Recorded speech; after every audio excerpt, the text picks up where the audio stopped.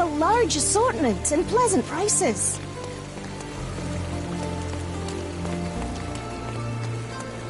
Can I ask you a question? Mr. Fancy Clothes won't find any answers here.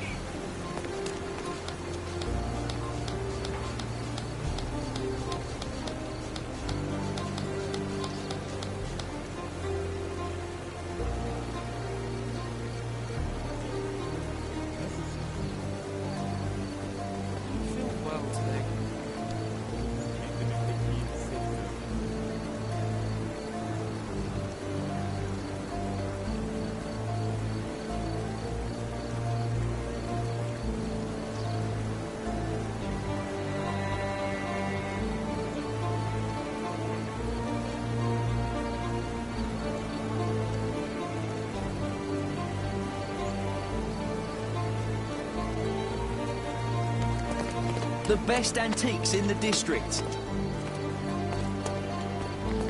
Sorry, I've nothing to offer you at present.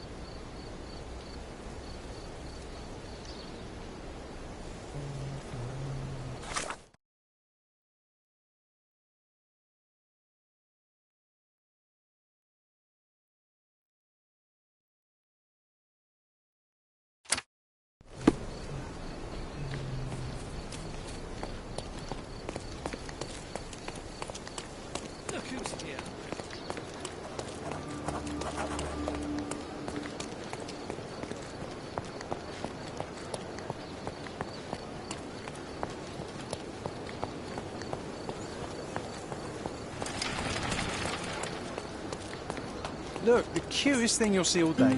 Hamlet staged by children.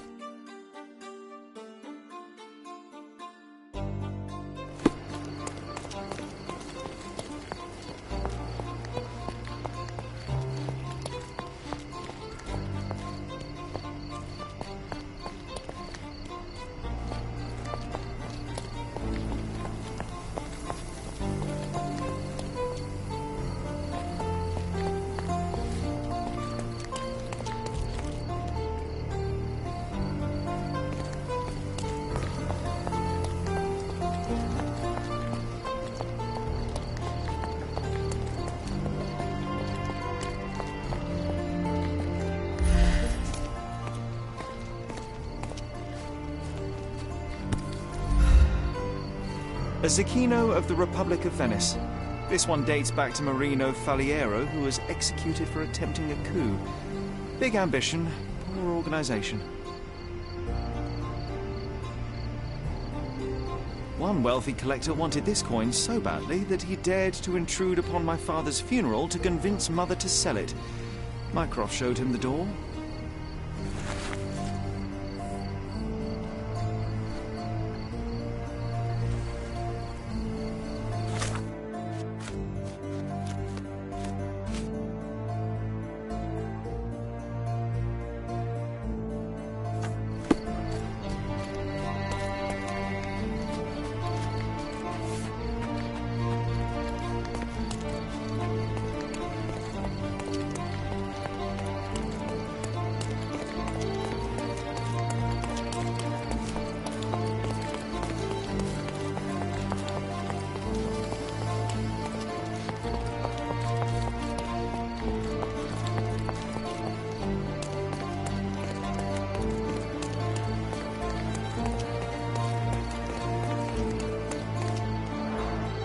Oh, so it has taken root.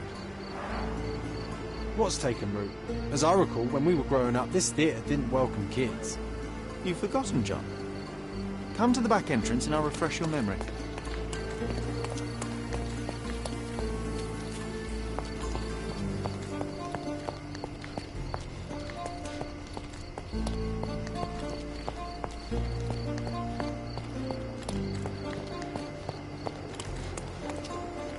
Yet I still see nothing. You need to focus, my dear friend. Watch me.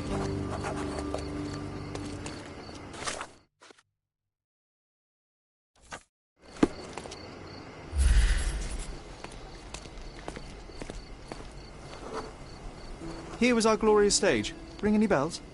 Ah, we don't need to dwell on the past, Sherry.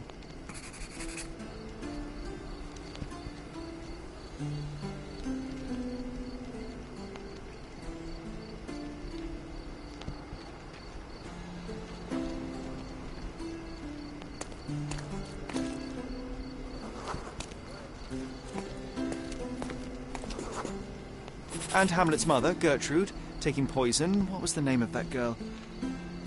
Oh, Georgina, of course. She was our neighbour. Oh, I remember her. She liked you.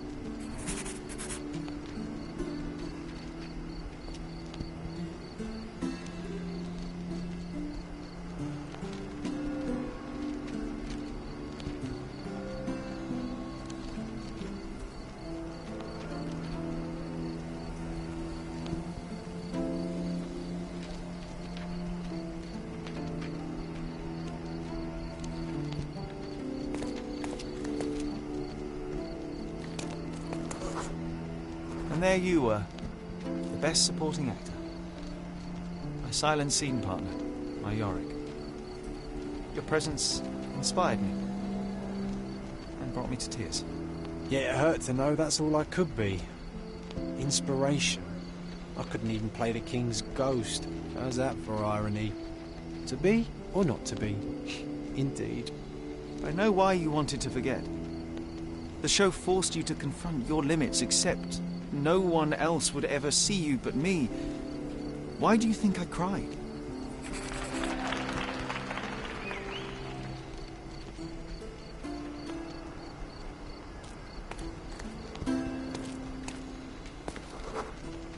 In the end, the audience was thrilled. You can still hear their roars after the final act. You were so pleased with yourself when the theatre director came down to admire your work.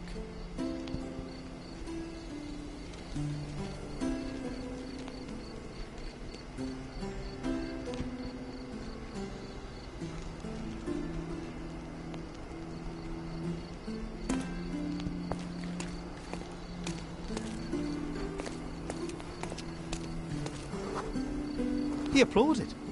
A huge gesture from a man for whom children on stage was an anathema.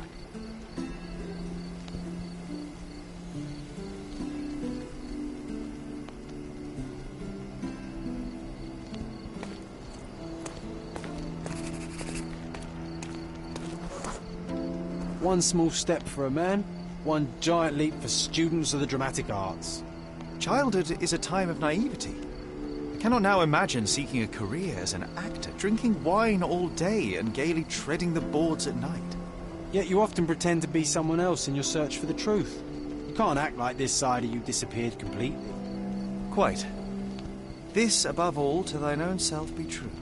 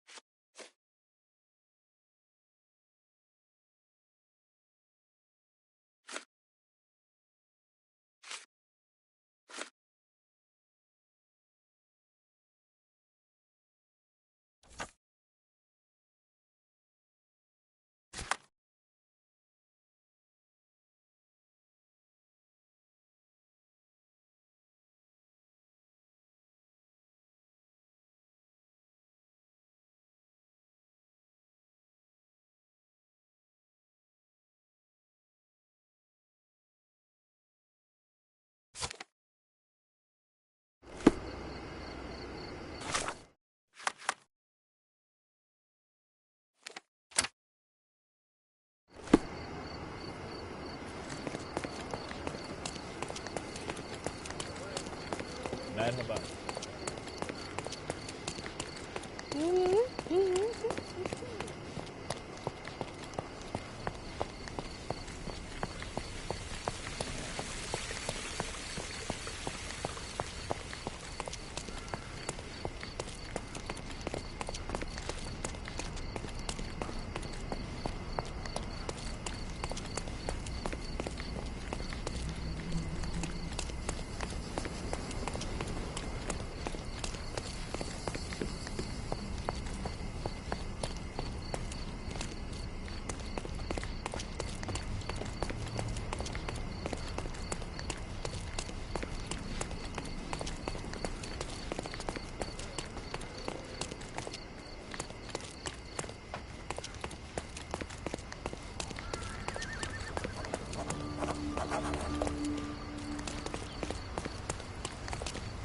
All the newspapers are sold out.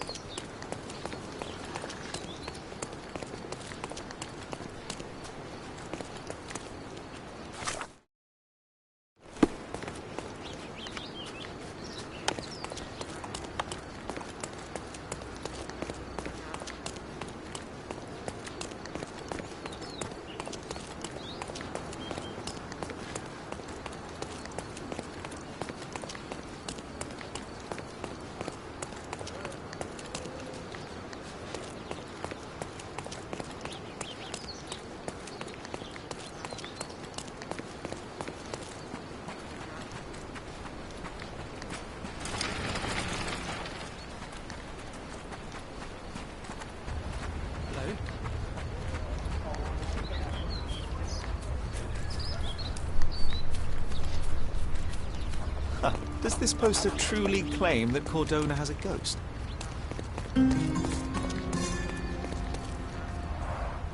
Unholy howls keeping you inside at night? Luigi can help. All ghosts gone. Meet on Southern Pier of the Silverton Port. Donations gratefully accepted.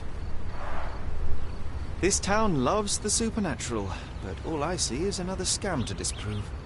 The world shrivels under a skeptic's eye. That's why you're so sullen, Sherry. You leave no room for delight in the magical. I delight in making the unknown known. Let us begin by asking someone about the poster and then pay this Luigi a visit at the port.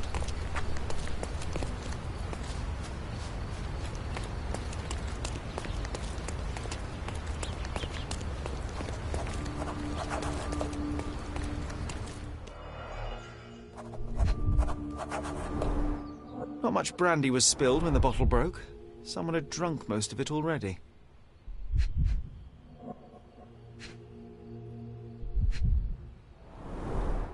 Not enough blood for a murder, but plenty to suggest fists were flying in a collie shangles.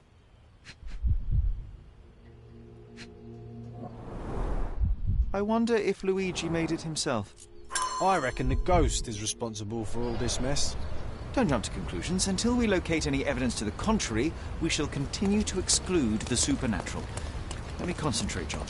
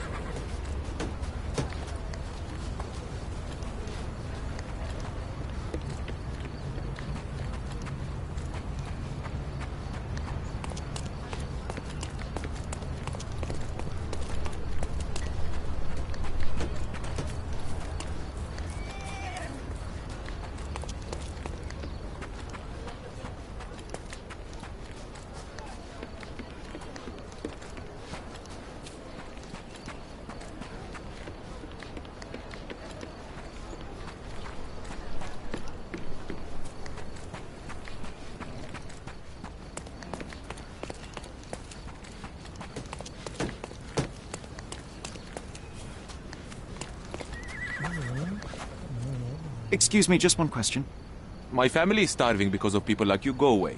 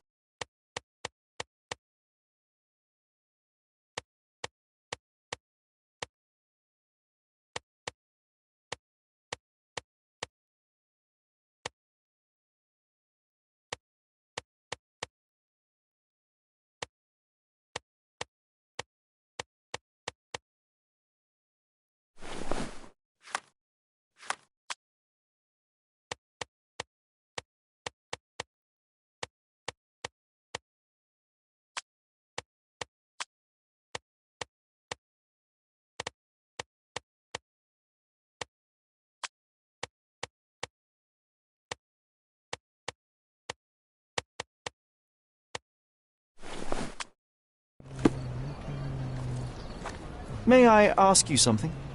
It doesn't look like I can help you.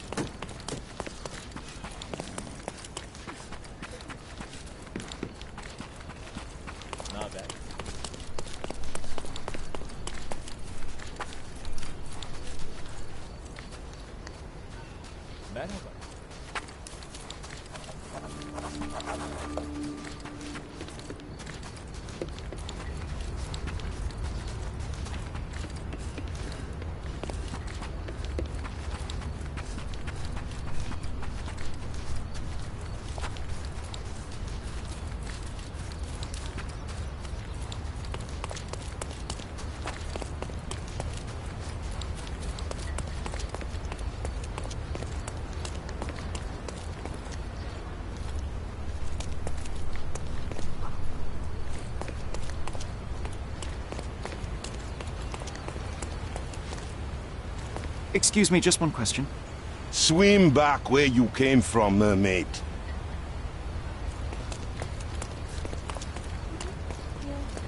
Do you know anything about this? I don't trust men in uniform. You obviously haven't thought this all through. Or are you just annoying these people on purpose?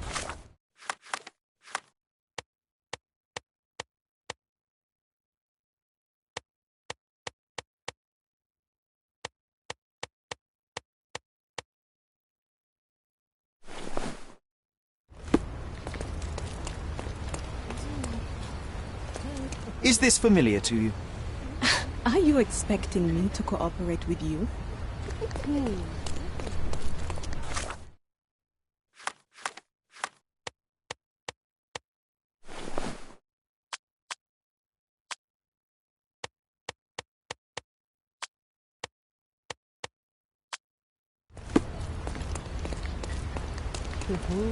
May I ask you something? Yes, of course. Let me tell you what I know.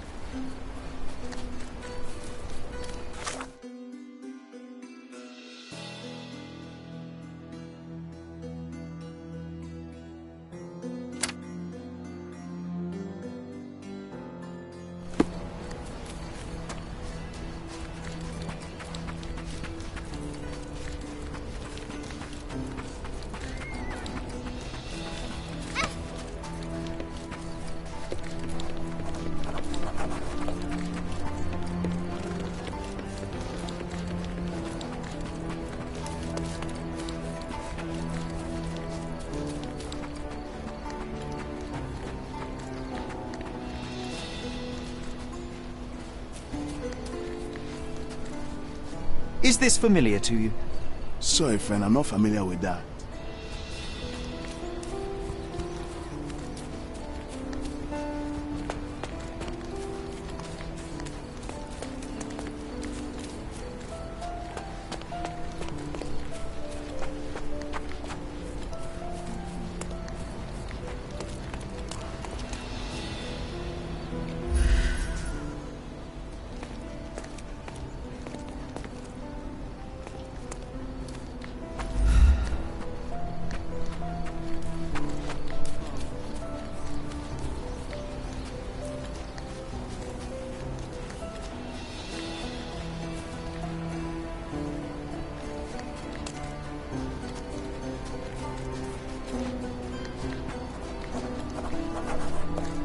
John, this is the spot.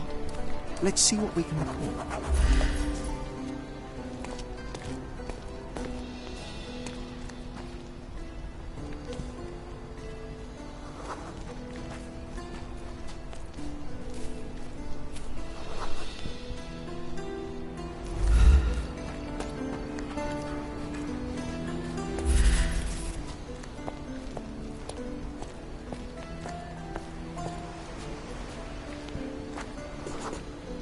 We found a rope tied to one of the books. We pulled and a suitcase emerged. How do we know where to look? What am I missing?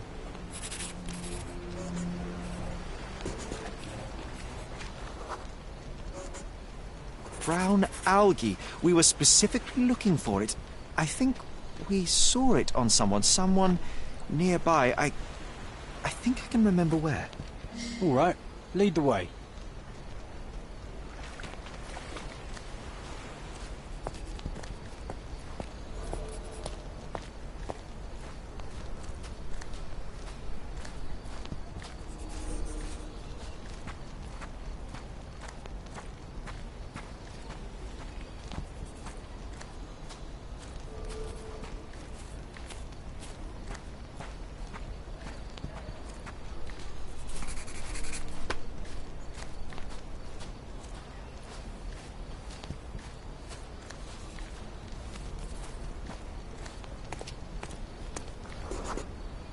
It was night. We saw a man with ink-stained fingers and a notebook. A journalist. His scared look and hasty steps smelled of adventure. We followed.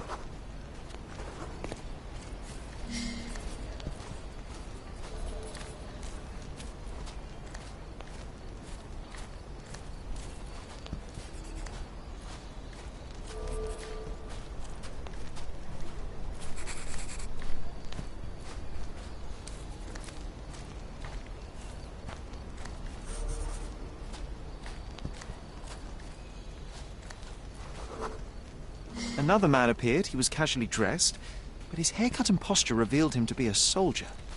The journalist quickly changed direction.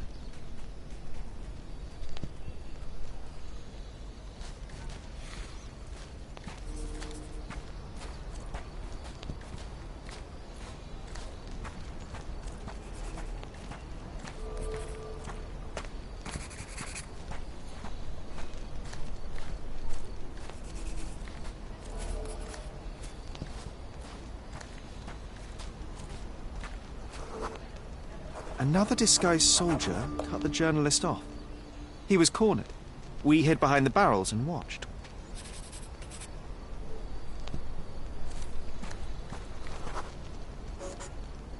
The three men argued. The soldiers demanded something from the journalist, but he refused.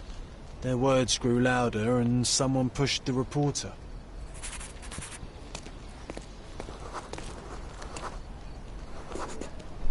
He stumbled and fell over the edge. After one horrible yell, he hit the ground. The soldiers vanished. We waited to be safe, then went to him.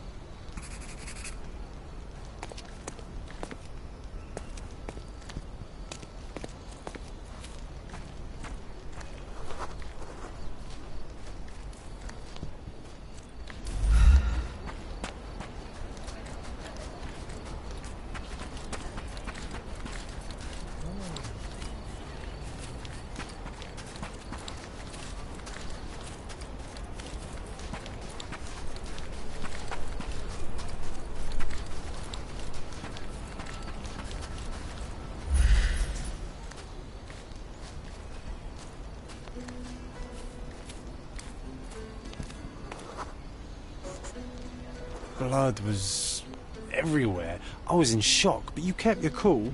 You noticed that his shoes had a layer of salt and brown algae stuck to his leg. Those men demanded something from him. I wanted to find out what was so valuable as to kill for. And so we did. Made it public.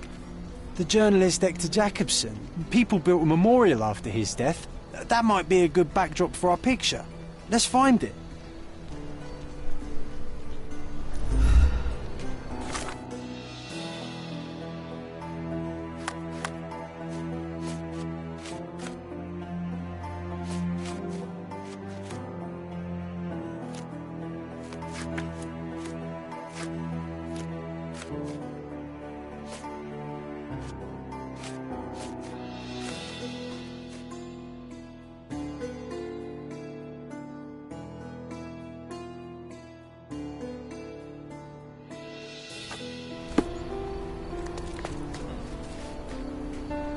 Excuse me, just one question. I wish I could help you, mister, but I can't. May I ask you something? What a coincidence.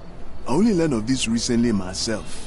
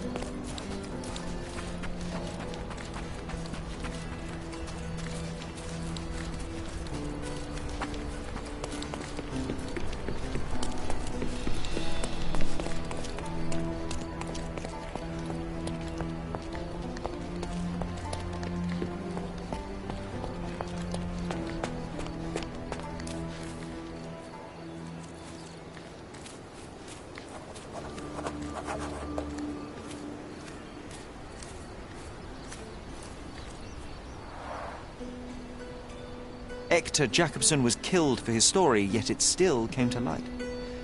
A lesson for those less noble. You cannot bury the truth. I think here is a good place for a picture, Sherry.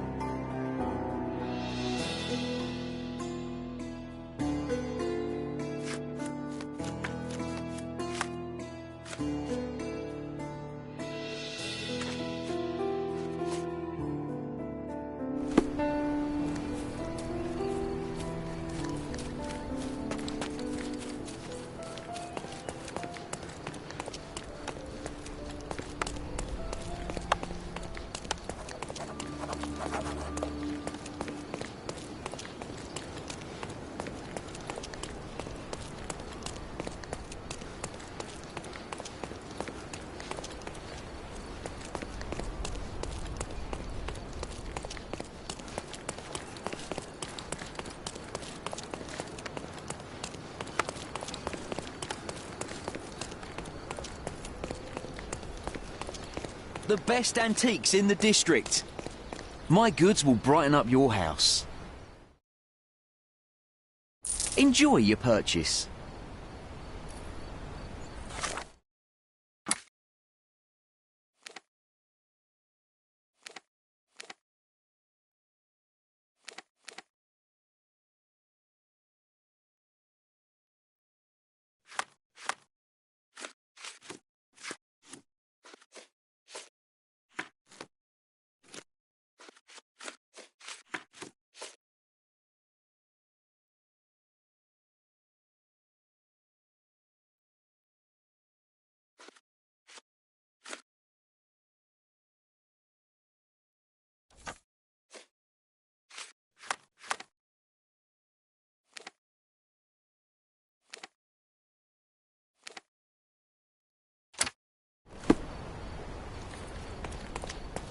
The best antiques in the district.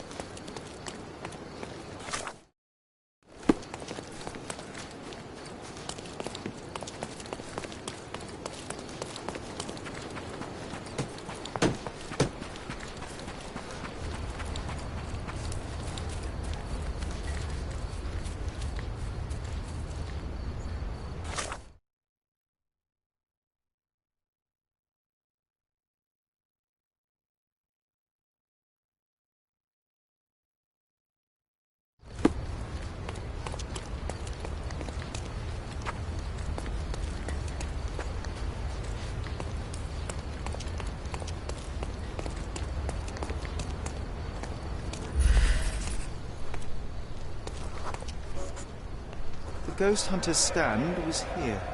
Someone stormed up angrily. Let me take it from here. It was the ghost of Cordona, a horrific being, formless, with evil eyes and glassy skin that shimmered like a nebula. It lurched towards its foe. No, John, it was human. We're staring at the evidence of a scuffle between men. A little imagination never hurt anybody. If a mark realizes they've been had, that the fear was baseless, the money defrauded, they will likely return to voice their displeasure.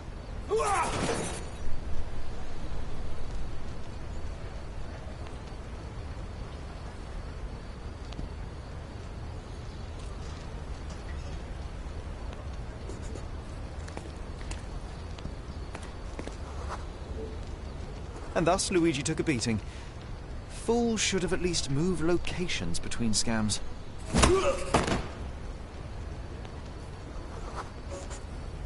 After the attack, he fled bloodied and bruised.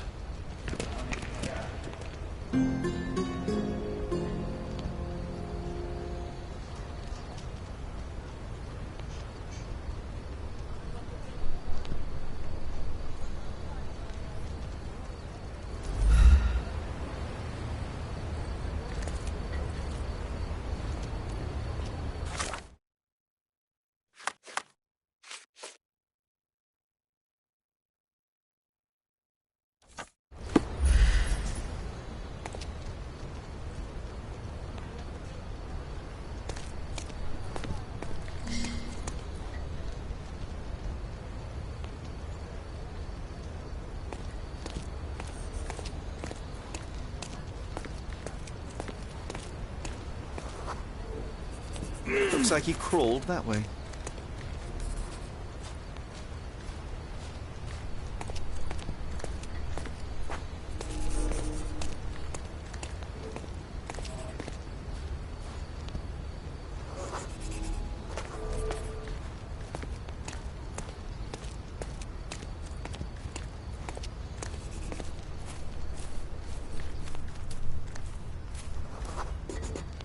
The empty bottle suggested intoxication. This vomit confirms it. Well, if you were tailing supernatural creatures for a living, wouldn't you start drinking? Thanks to you, I am often forced to tail the supernatural, and yet I'm still sober. Mostly. There's a bottle missing. After expelling all the alcohol from his stomach, it seemed he was compelled to replenish it. Perhaps because booze eases the pain of his lonely and dangerous life as a ghost hunter. You need to stop reading the Penny Dreadfuls.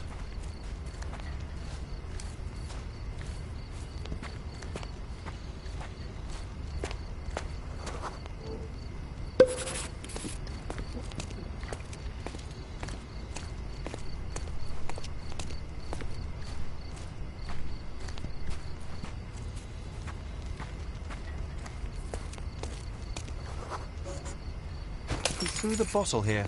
I think we must be near his hideout. Maybe we just leave, Sherry. There is no need to disturb the ghost hunter from his beauty. Looks like an appropriate home for a ghost hunter. I have a bad feeling about this.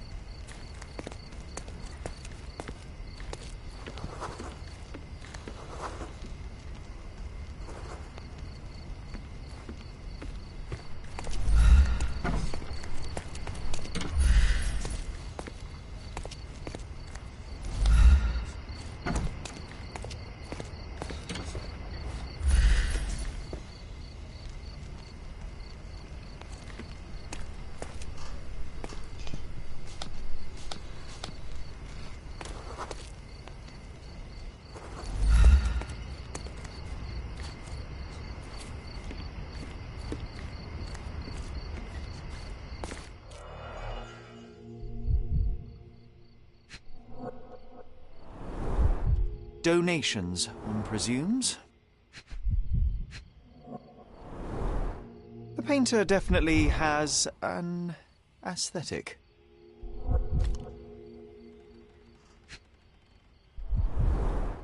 So this is where all the money was going.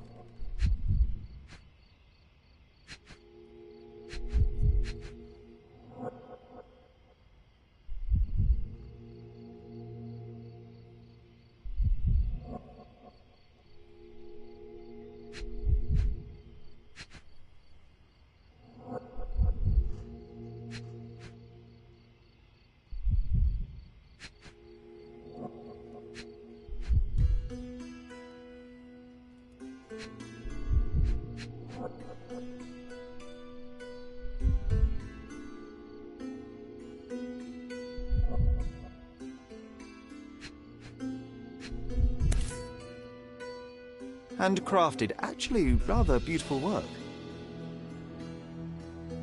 An eerie and unsettling sound. So you see, John, nothing supernatural, just a drunken lowlife fooling superstitious sailors for a living. You can't argue with the truth. The truth will out no matter what one does. You can embellish it all you like, but you're just delaying the inevitable. Well, he can delay it no more. After what happened at the port, this scam won't work again.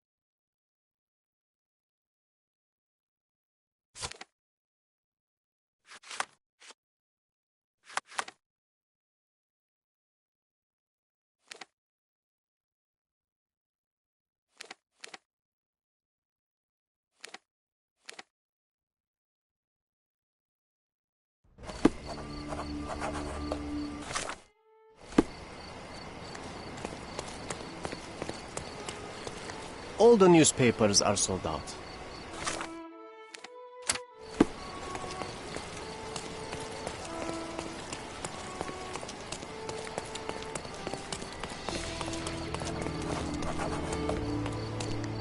The finest clothes for the finest people on the island. The finest clothes for the finest citizens.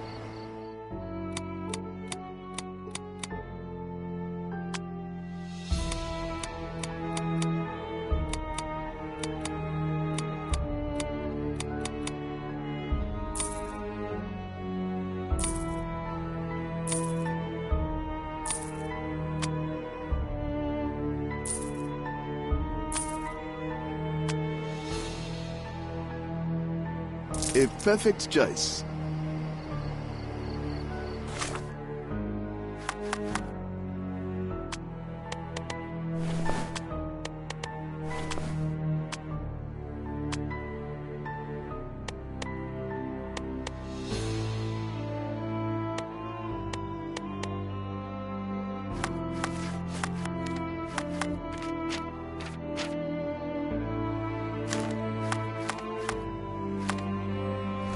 Come, take a look at our clothes and accessories.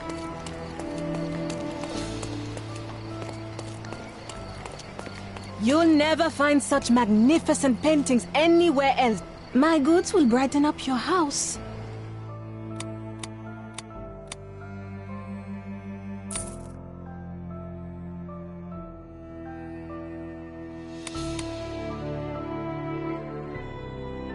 Enjoy your purchase.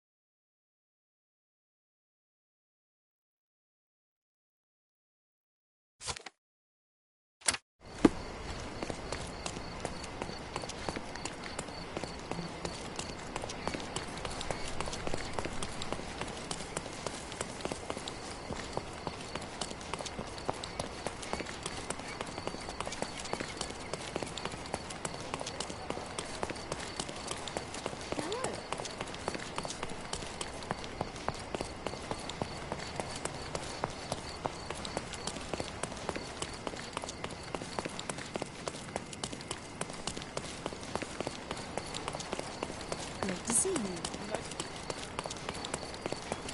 Hello.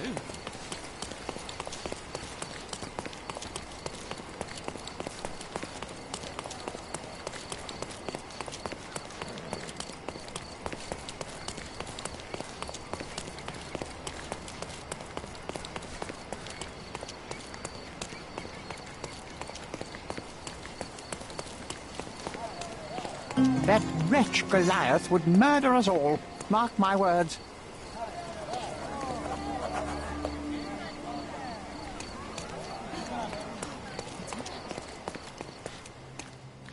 Destruction and trampled ground.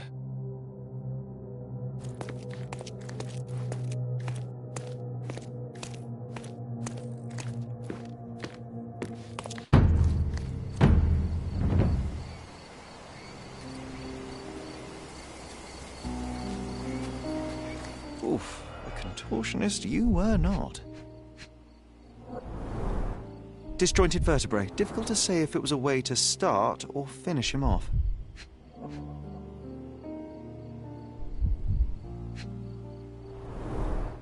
A belt from a dressing gown. Curious. A kneecap reduced to splinters.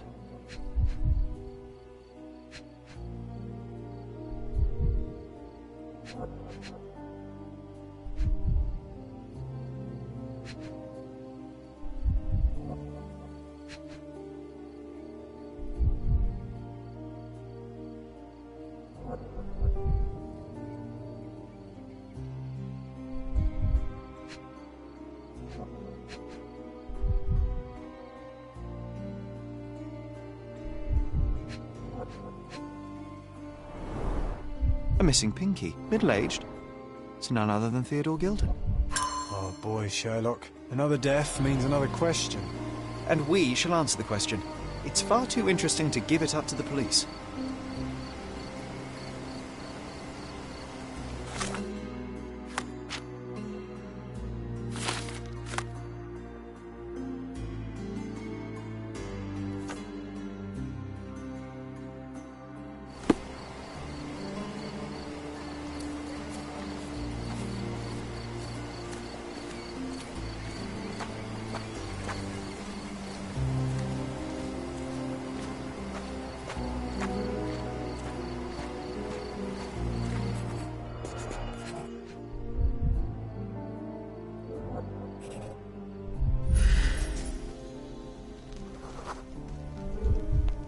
Poke the elephant with this? Really? People are hopeless.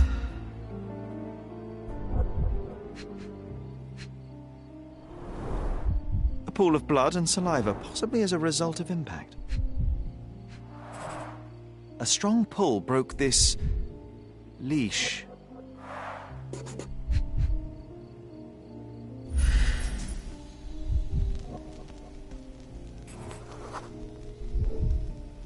Sherlock, take a picture of the footprint. It's valuable evidence.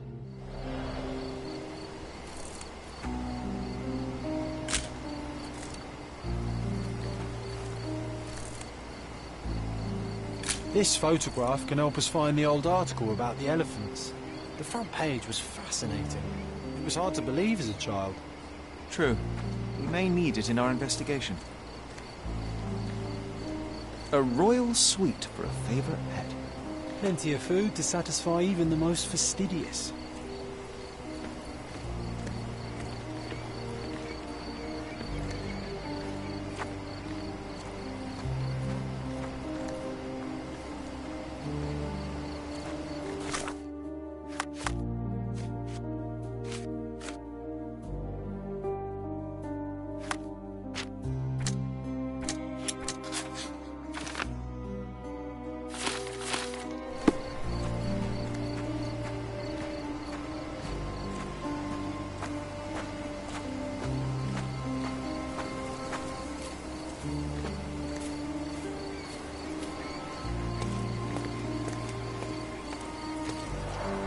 Hog heaven.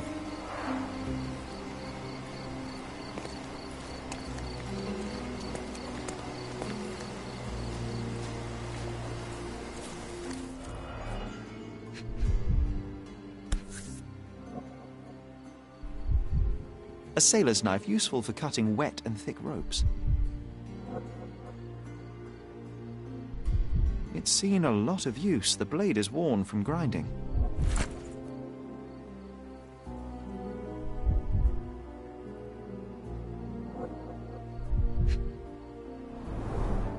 A coal gas tank, enough to pump up an airship.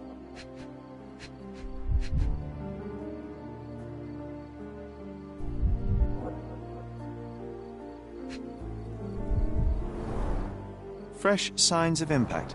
A rough landing led to an altercation with this shed.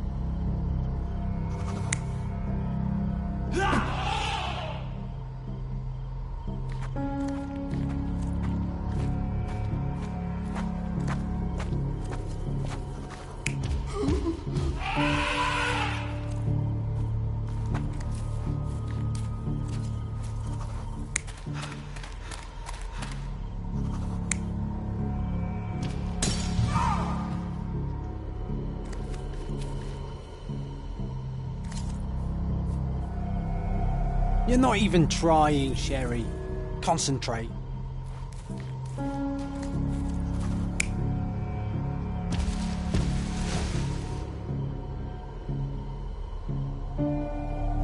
You're not even trying, Sherry.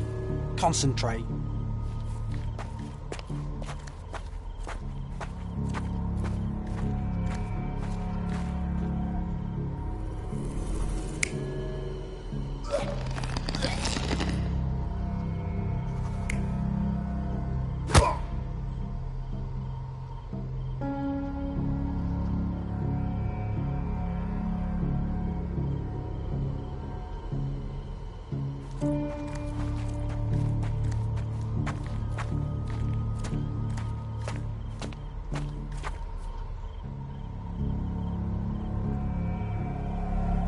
You're not even trying, Sherry. Concentrate.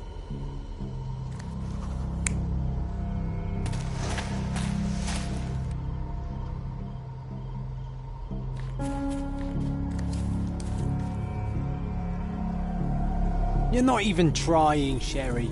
Concentrate.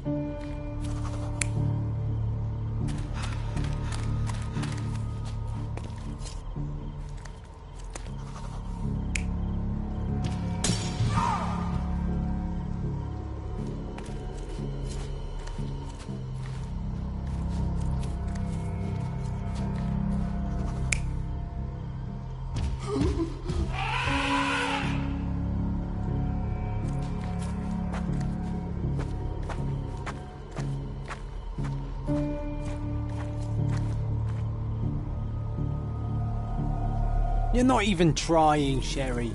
Concentrate.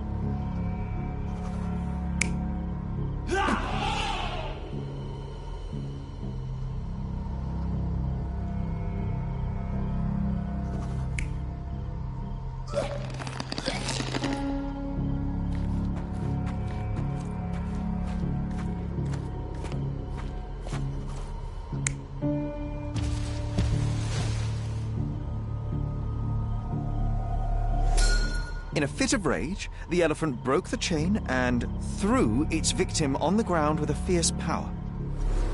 Escaping the scene, it pulled the body with it, but dropped it at the gate. At least some of this was witnessed by a third party who was hurled against the shed. The elephant can't have gone too far. I can still track it. Well, suppose you find it. Then what? Push it all the way back to the manor?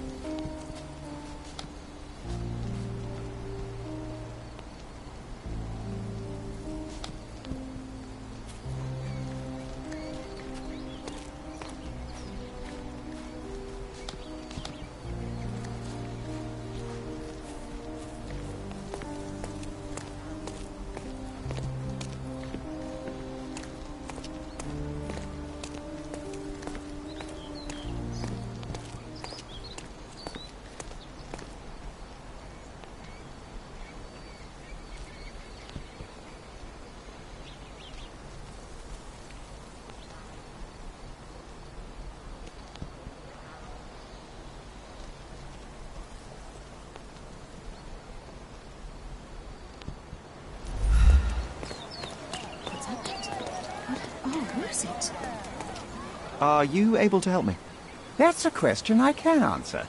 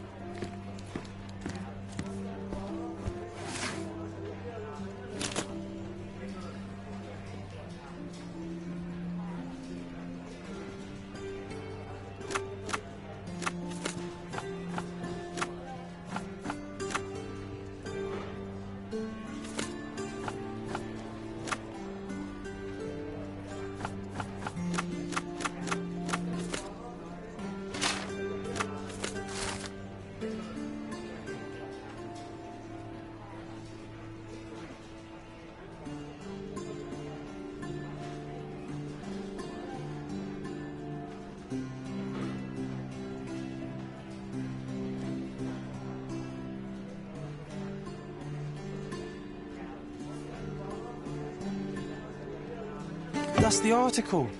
Feeling old already?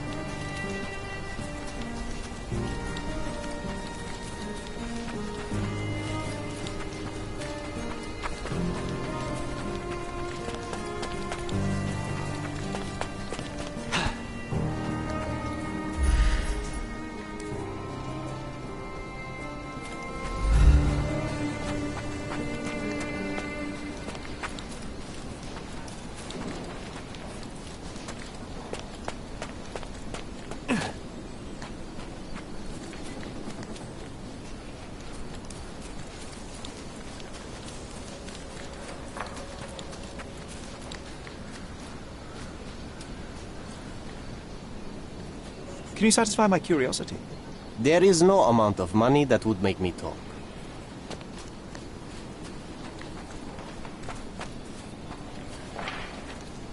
Could you help me?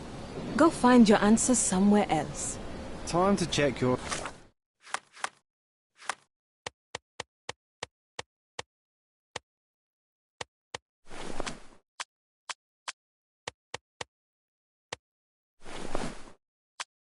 Who, what, and what, Sherry? May I ask for your assistance? About what I interest have is no what? idea. I'm sorry.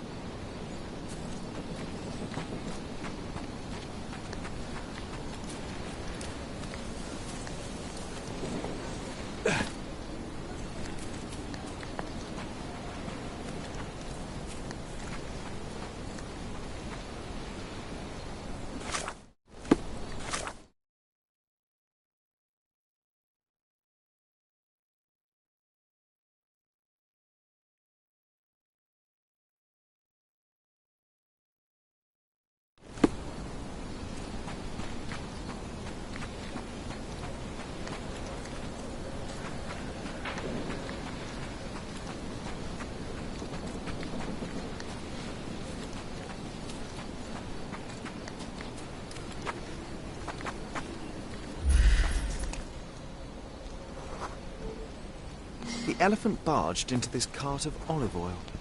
What if we're lucky and he slipped and fell somewhere along the way?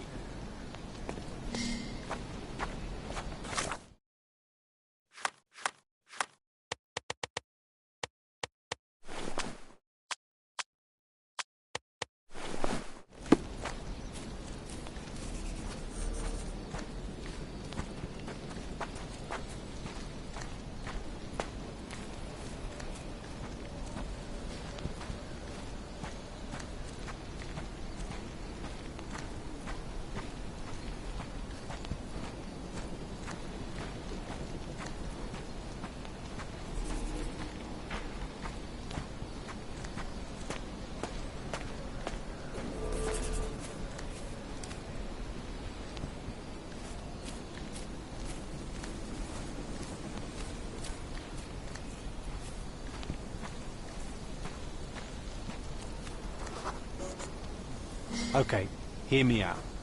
If an elephant falls in the forest and there's no one around to... John, no. Oh, you're such a killjoy.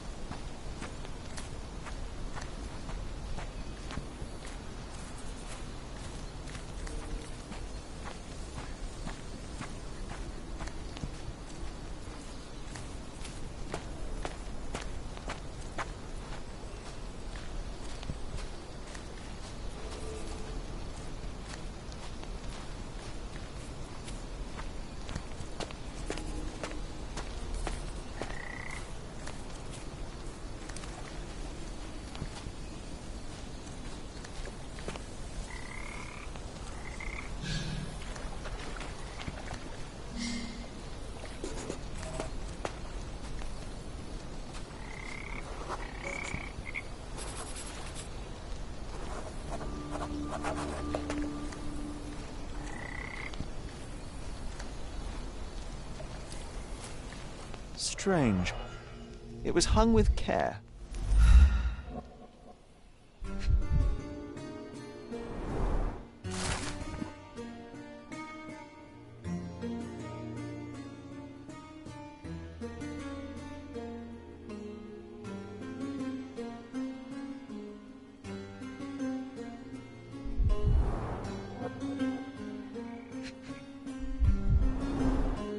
The game has escaped us, for now.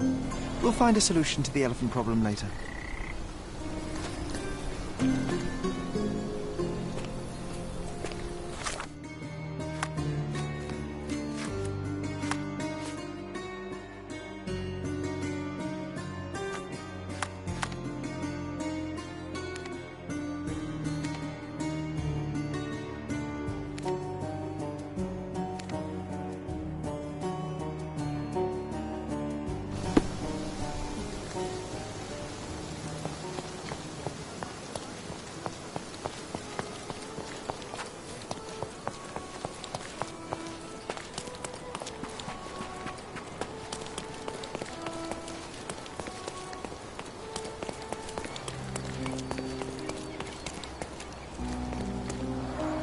Hog heaven.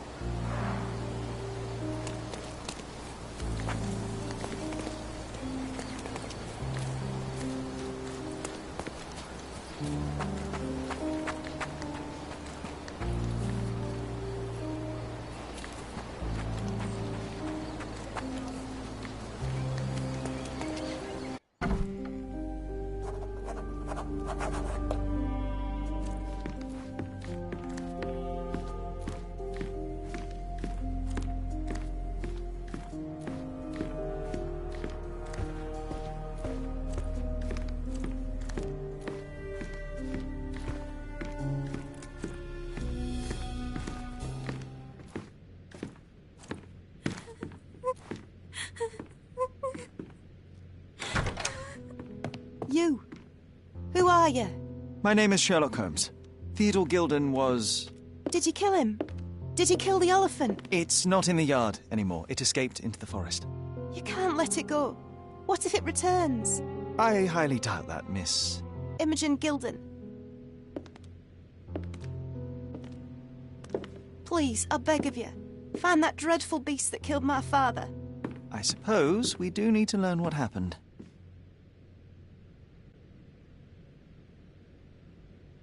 Can you tell me what happened? From the very start. I was here, so I didn't see how it began. My father visits the enclosure every morning to wake up Goliath. Today, I heard the elephant scream. I've never heard such a horrifying sound. My heart stopped. I knew something was wrong. I looked through my window and saw how it lifted my father up by his neck. I rushed downstairs. I saw it dragging my father as if he were a doll. I threw stones at it. It dropped my father's body and charged outside, screaming. Its roar was almost human. I was frightened, so I ran inside and hid here. That is a terrifying experience, Miss Gilden. I'm sorry you had to go through it. Thank you. Goliath must be caught, Mr. Holmes. Well, thank you for the information, Miss Gilden. I did have some questions for your father. Perhaps you might help me with them? I wasn't privy to much of my father's life, and it's very hard to think of anything at all with Goliath still loose. Please, Mr. Holmes.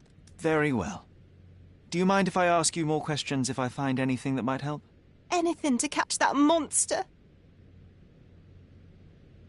Miss Gilden, I was on this island 10 years ago, and your father knew my mother.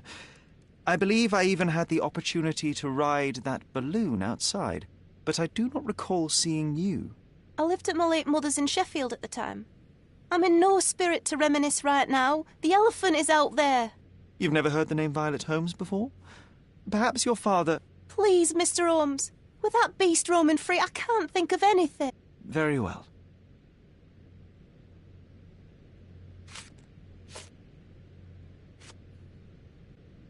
Had Goliath been aggressive before? It's dangerous, but it was never aggressive near my father. My father would do anything for Goliath. All the elephant had to do was clap its ears. You envied him, the elephant, I mean? Our house is called the House of Ivory. I've heard some people refer to me as the Ivory Girl. And my room stinks of the animal, as if it's me who lives in a pen and not Goliath. It's not envy, Mr. Holmes. It's just incredibly difficult to live like this.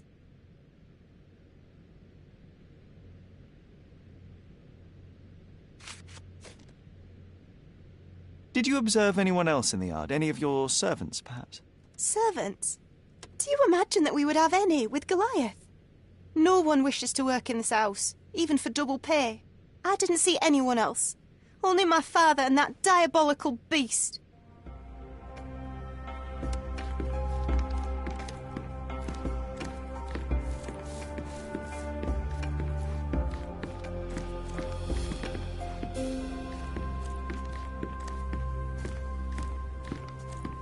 A commendable effort to barricade the windows.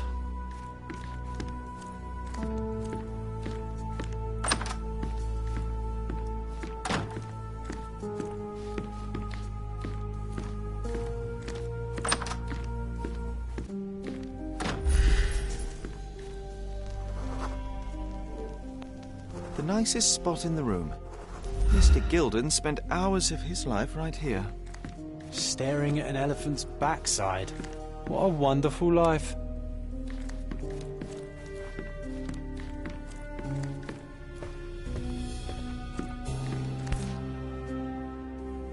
Mother. It's nice to see her young and smiling. From before Mycroft was born, our family loves to prod at the past. Holmes's desire to rake up the past is hereditary.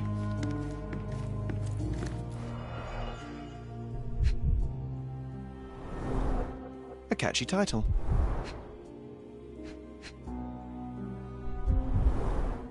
What's so special about this place? Another elephant? A partnership annulled with a single stroke of a pen. I should take a photograph of the plans. I don't want to carry them around.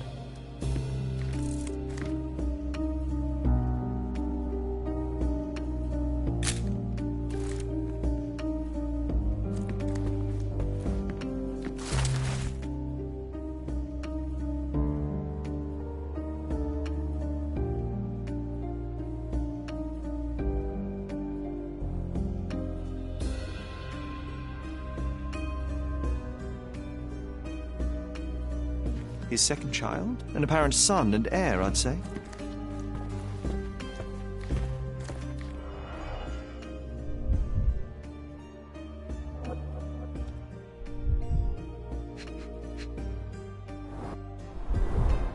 A relatively functional choice to replace the finger.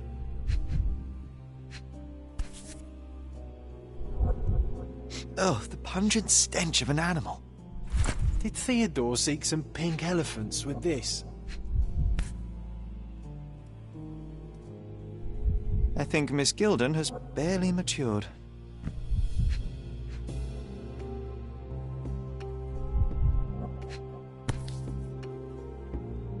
I think they were closer than you and me, John. I'm hurt.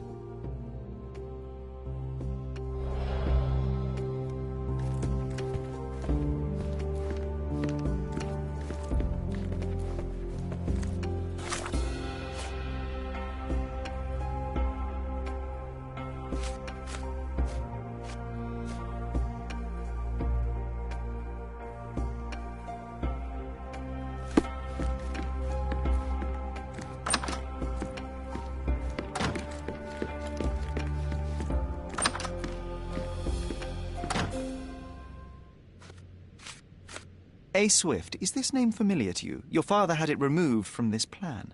Oh, that's Arthur Swift. I've seen him a couple of times here. He works with my father in the old city, digging up something ancient. He is an archaeologist? That's the word, yes. But to be truthful, I really don't think Mr. Swift is fit to be one. I've just learnt a lot about archaeology from my favourite book series. Oh, they are page-turners. Inspirational, I'm sure, but would you happen to know where this Mr. Swift might be found? I don't, but perhaps you can find out somewhere. My father's work with him is all official. Lots of boring legal papers with signatures and stuff.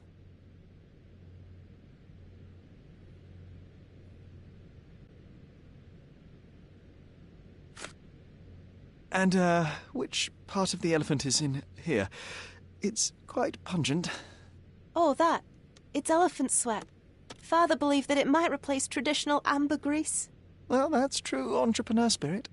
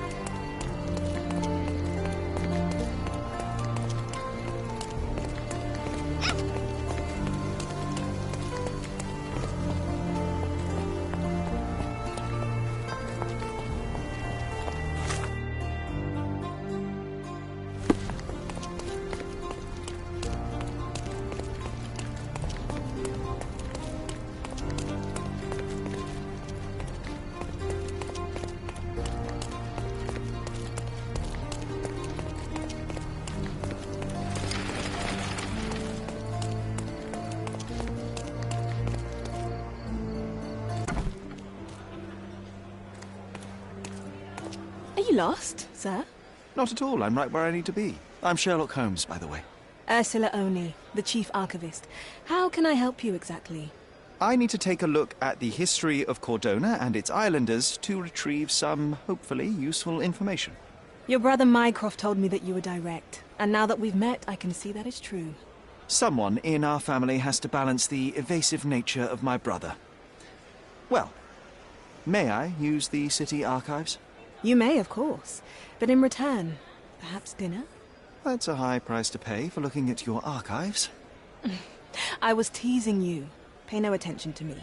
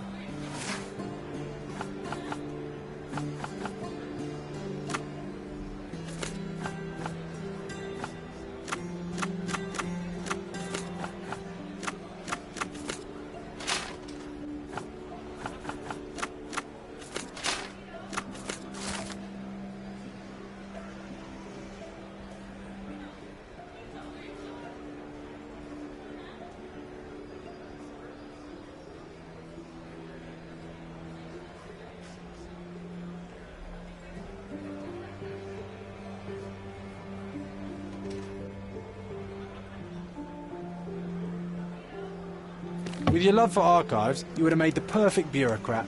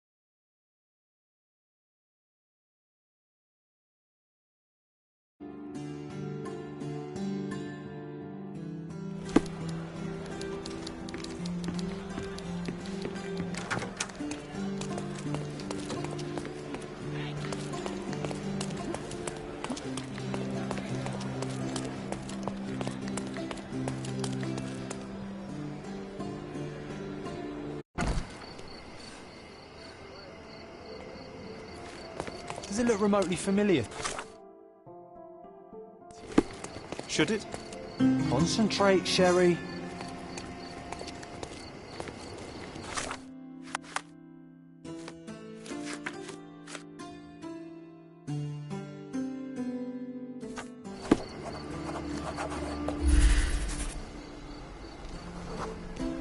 A large crowd gathered.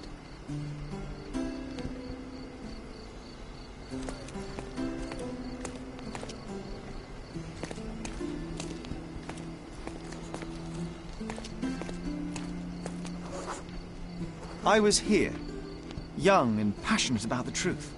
Mycroft stood close to me. He was keen on my attending every official event, that I might prepare myself for the Crown service.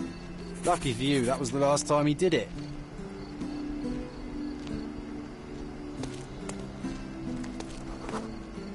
There was a stage here, a tribune.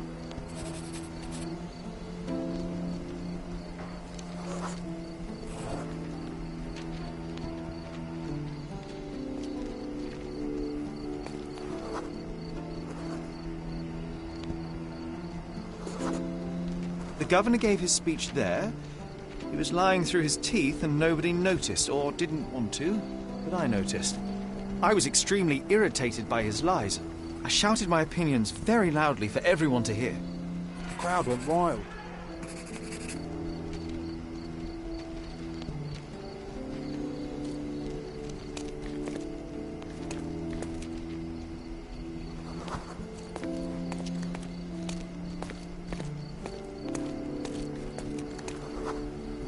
Mycroft was angry but calm. He led me away from the stage.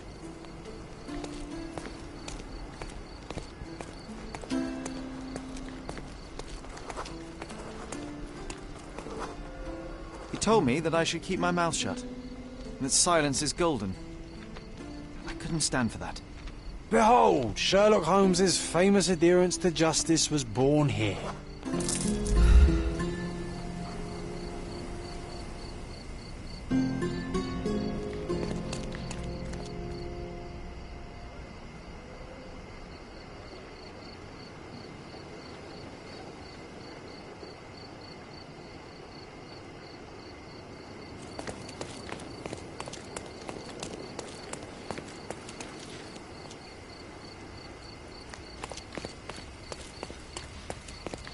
Treasure maps from the governor. Find 8 and come back for more.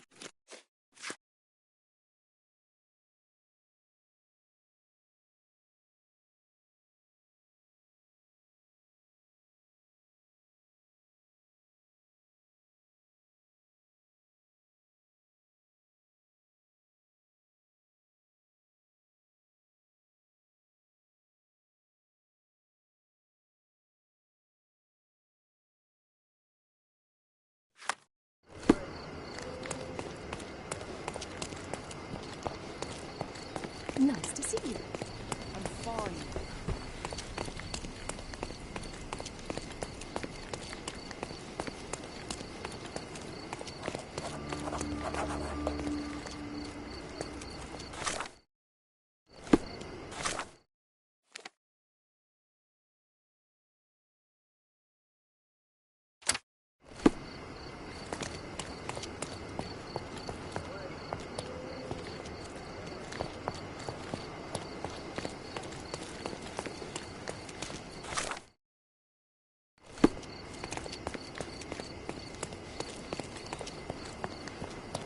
Sherlock Holmes, your brother Mycroft sent his regards.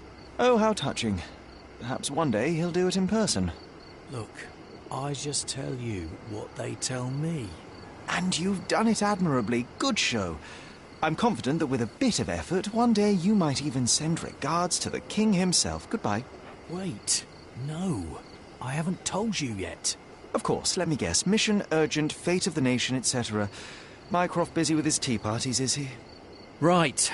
So, one of our agents has been involved in an accident and can't send us the confidential document she's obtained. We need you to go and ensure the job is completed. So, yes, urgent mission, fate of the nation. So, Mycroft needs another errand boy. And you are presumably too incompetent? Oh, don't give me that look.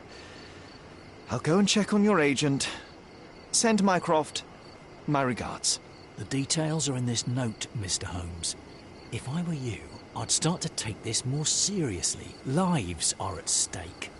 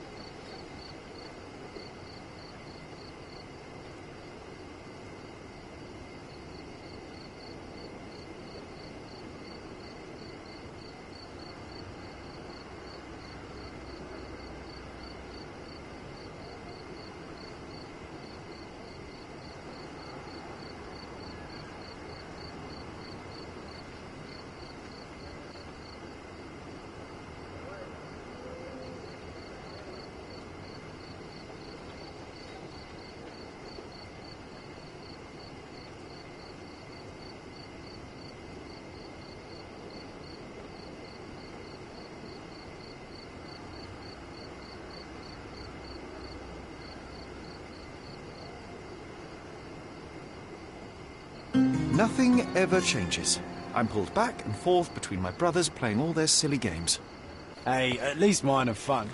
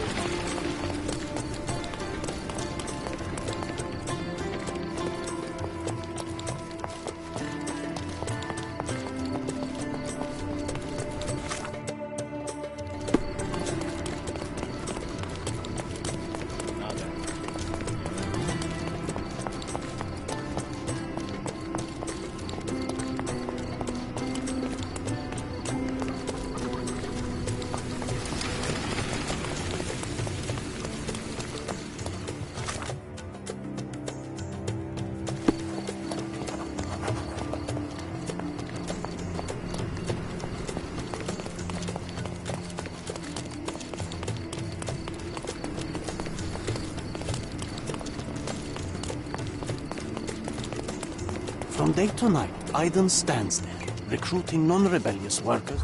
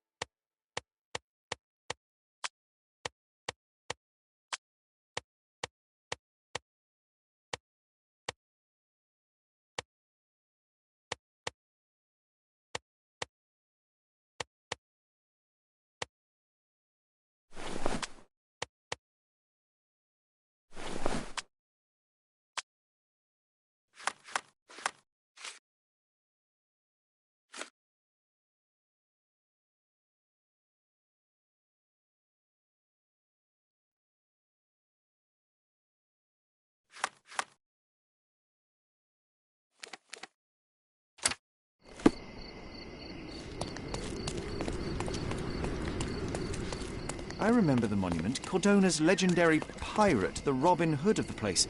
Do you recall it, John? I do. I wonder if... What is that?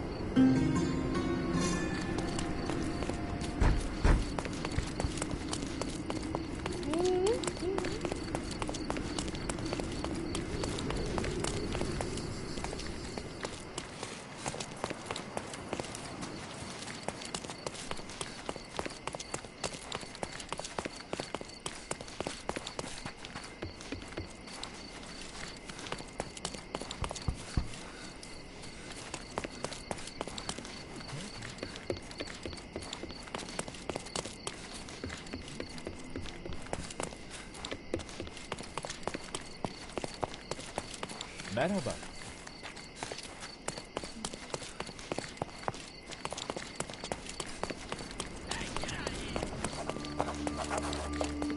Oriental rugs at a good price. Merhaba. It's a good day for a purchase. Don't hurry, we can bargain.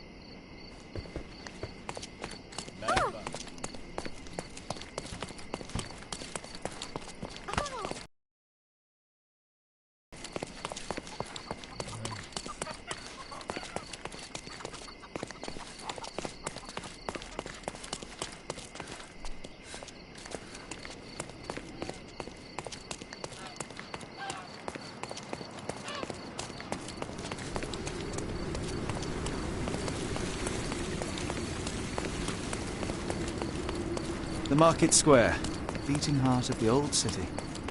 I wonder if they still sell that cigar around the corner.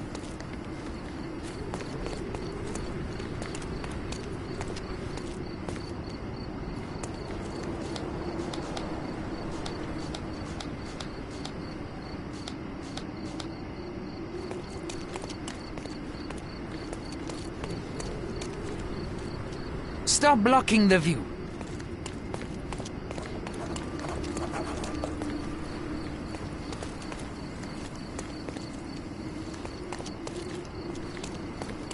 Oriental rugs at a good price. Merhaba. It's a good day for a purchase. Don't hurry, we can bargain. Don't pass by. Welcome, welcome. Let's pick something that suits you. Don't leave. Take one more look.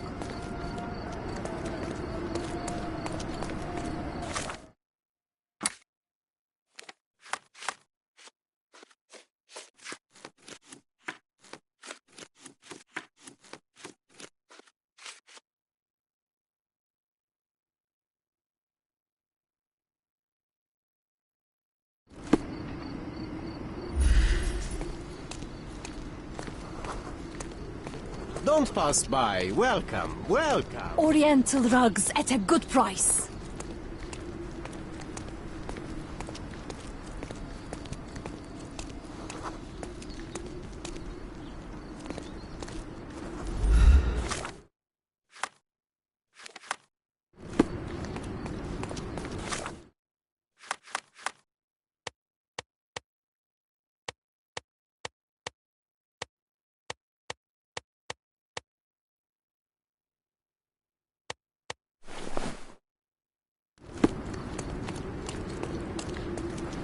Stop blocking the view.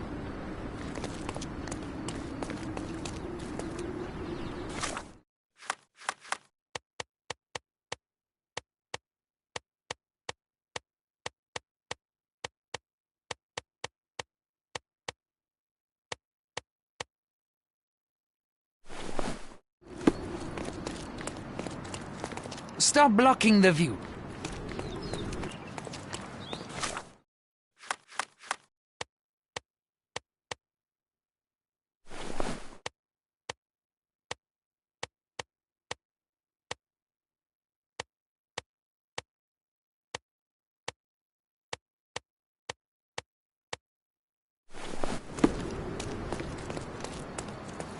Stop blocking the view.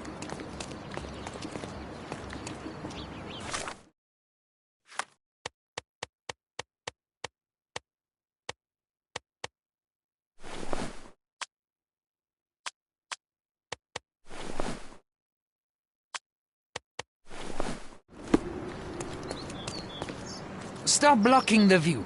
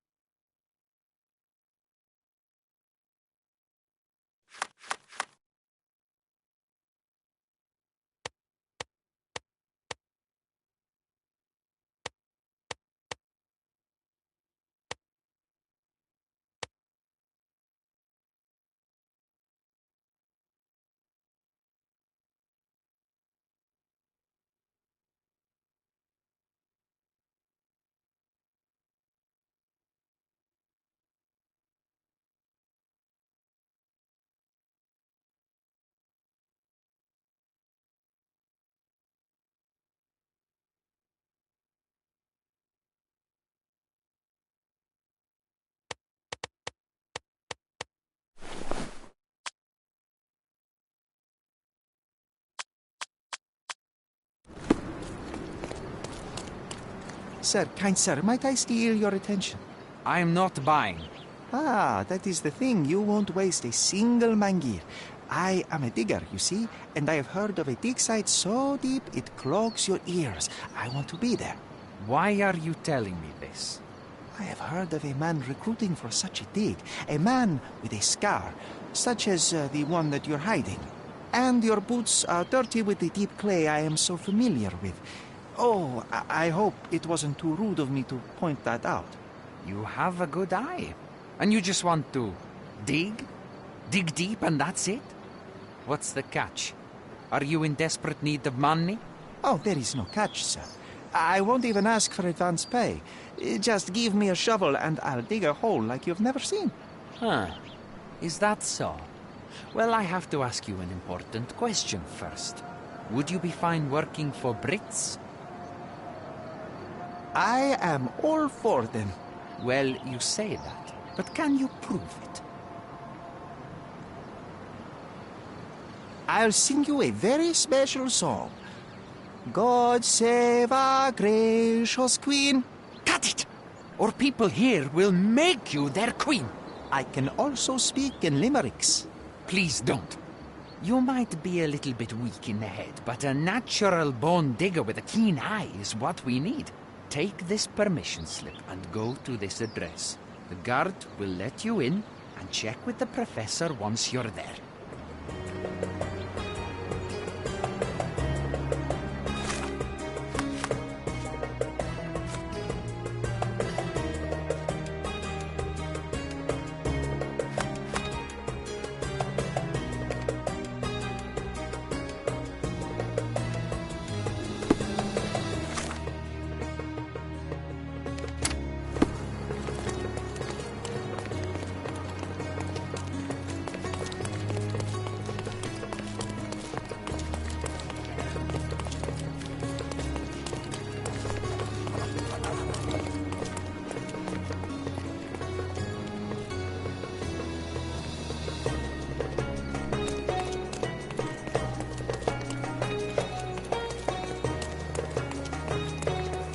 Stop loitering and get inside.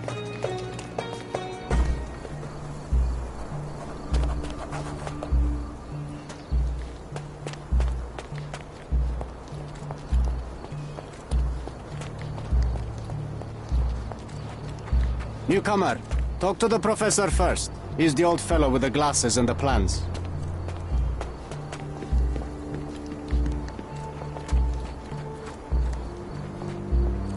Where's the fire in your eyes?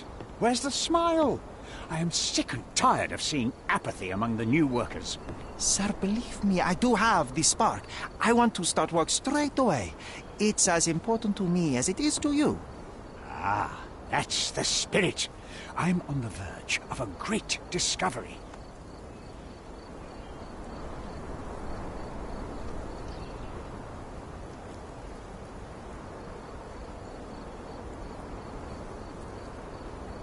How did you meet me? Don't ask questions. You'll have to find the answers yourself. I'm not a nanny. I'm a busy man who is changing the course of history. I am ready to work. Splendid. Do you know what I am working on?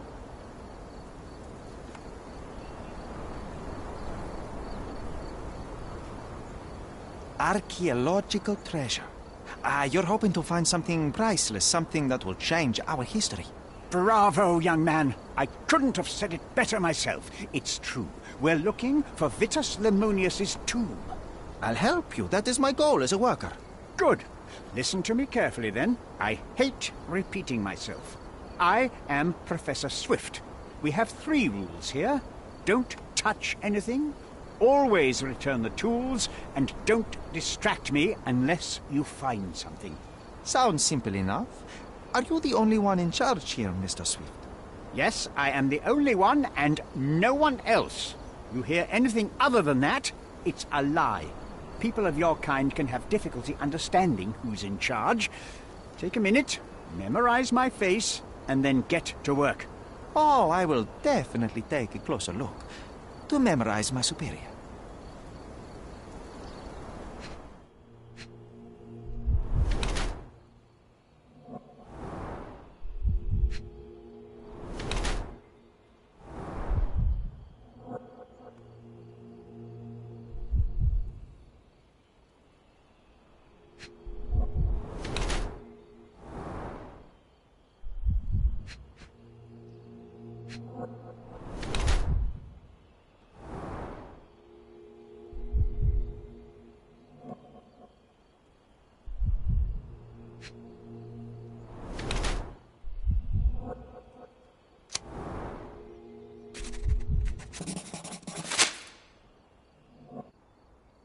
I wish I could be as passionate about something as you are, Mr. Swift. You value knowledge and dedication over everything else. It's a long road, young man. A sharp eye and attention to detail are the only stepping stones along this path. You have to sacrifice everything you love for the larger prize. Exactly. So much in life is superficial. I wish more people would understand. I never heard a truer word, lad. Folk will ignore what truly matters in life, and for what? Convenience.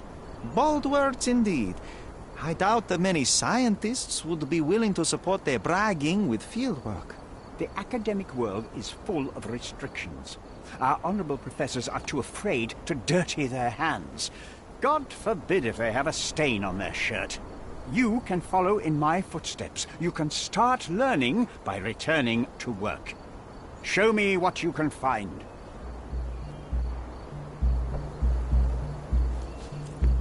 Don't touch anything here. Get back to work.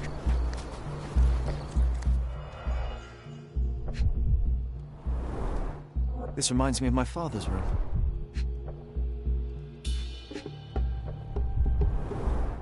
A plan for this whole operation.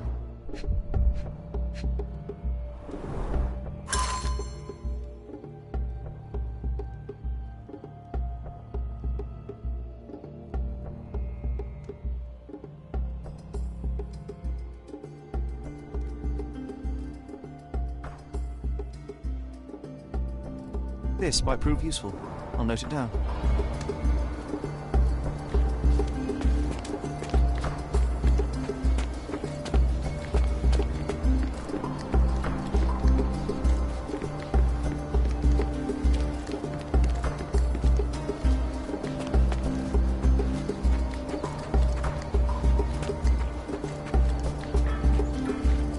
Swift lost his temper.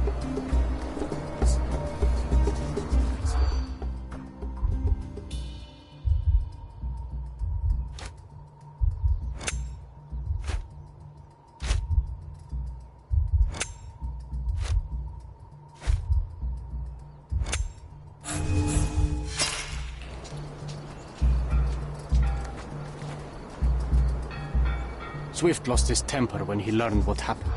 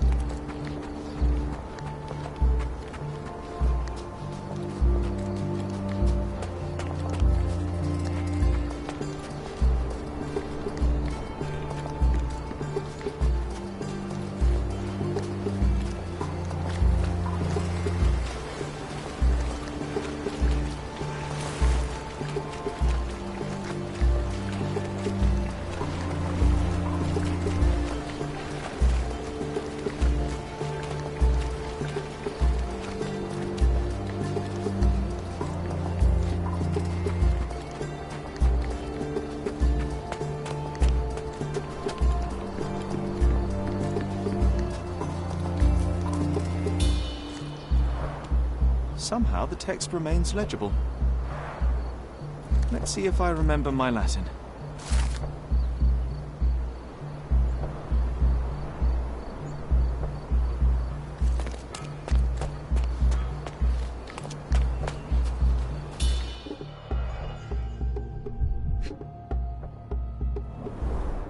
A goddess? A mother? Someone's wife? A sickle for harvesting. The ancient Romans honored the seasons.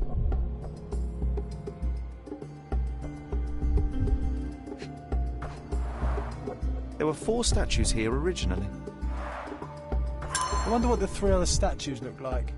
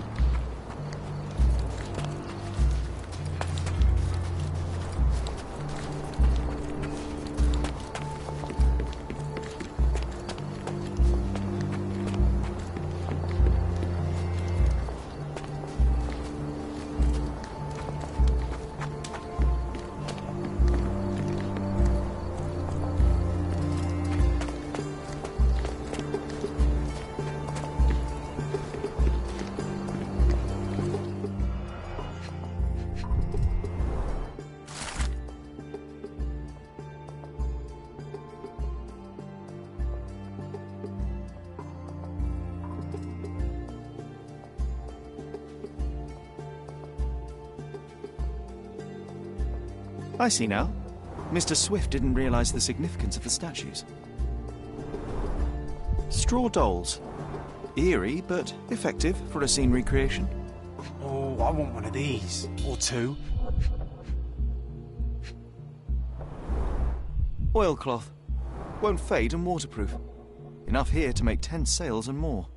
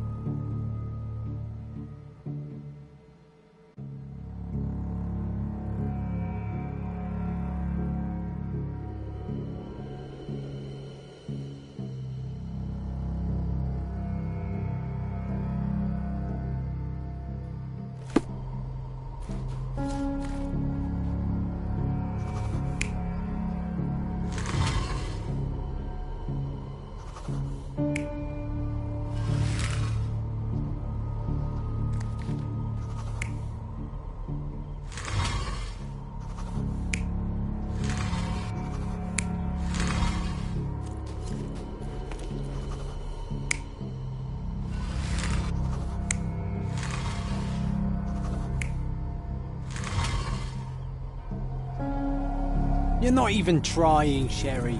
Concentrate.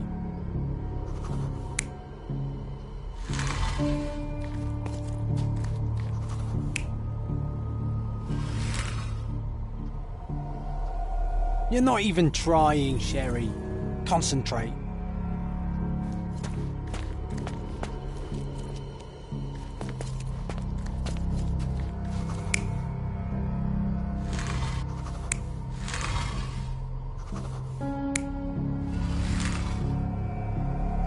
You're not even trying, Sherry. Concentrate.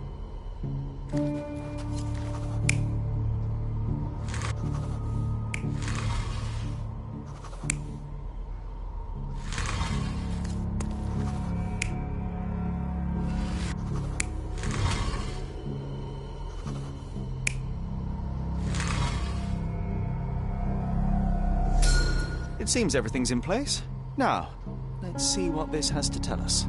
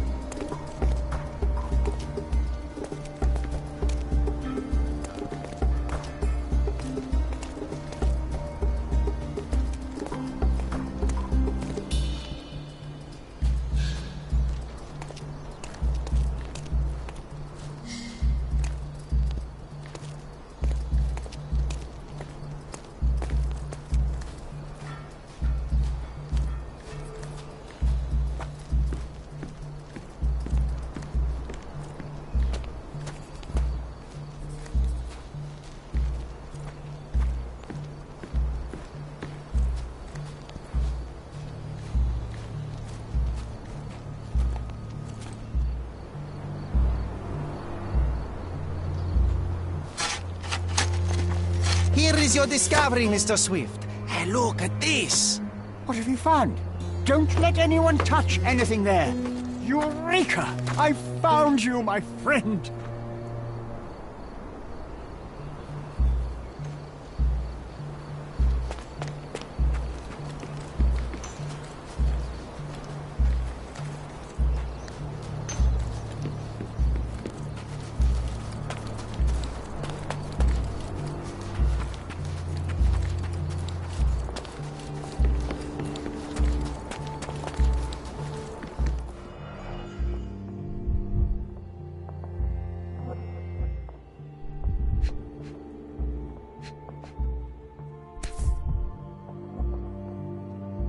A box of darts. Handy against rodents of all kinds.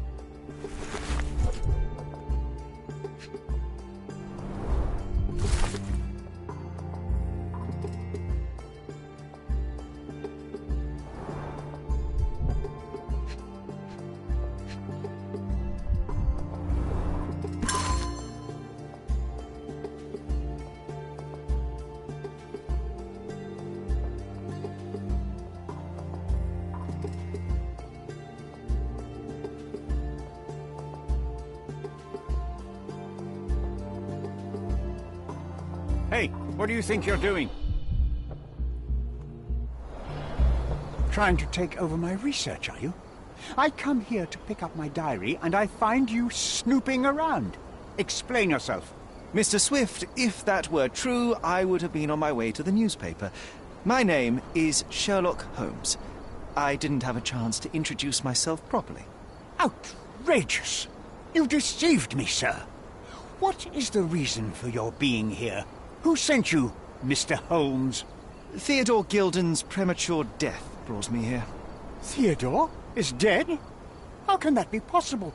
I'm thinking of all the possibilities, and I'm not crossing out anyone who might have been involved. Even his elephant.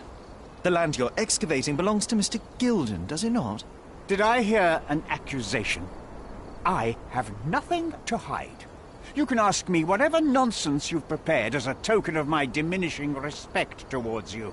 Very well, Mr. Swift. I appreciate your cooperation. When was the last time you saw Mr. Gilden? A couple of days ago. We discussed the site. I believe in the tomb and its secrets. Theodore's patience was stretched, however. He was already inventing new projects. It wasn't a long conversation. I suppose that his daughter will inherit everything now, along with all of the eccentricities and problems. And not forgetting Goliath. Eccentricities and problems, Mr. Holmes. One of many. Were you at the site this morning? Affirmative. This project is taking a lot of my time, as you see. I spend more time underground than on the surface. When did you learn about Theodore's death? Just now. You just told me. And you aren't surprised, shocked? I won't tell anyone if you shed a tear or two. Weren't you partners, after all? We were. And it is a real shame. But I've seen too many deaths in my life, Mr. Holmes, for the news to truly shake me.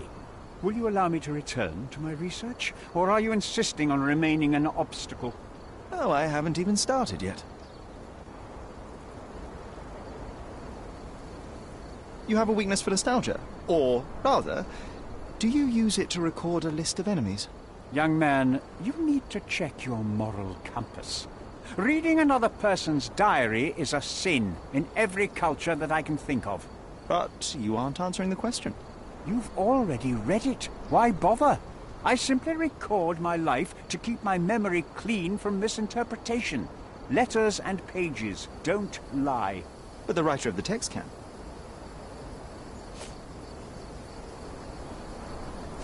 With this book, you attempted to plan an attack on the elephant? Your insinuations are out of place. Goliath is a frightening animal.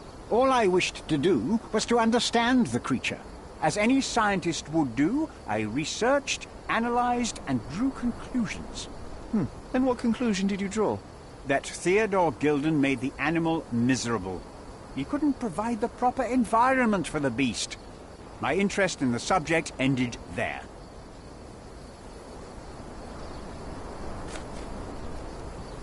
What's with this box of darts? Is it for a scientific argument? A little darker than that. Rather for killing the kind of rodents that might nibble a nose or a toe in your sleep. Let's just say I have to protect myself against a larger animal, such as an elephant. Might it be enough to stop it, make it faint? If I were you, I wouldn't bank on it.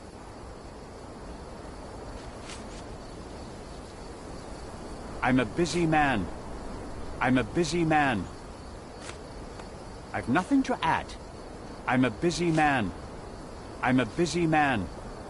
Did this plan cause a rift in your business relationship with Theodore Gilden? Nothing like that. Admittedly, we didn't share a common vision of what is more important, the past or the future. In my opinion, we can't build a future without knowing the past. So you wanted to save the tomb of Vitus here, or perhaps your control over the research? Only the knowledge that rightly belongs to humankind, nothing less and nothing more.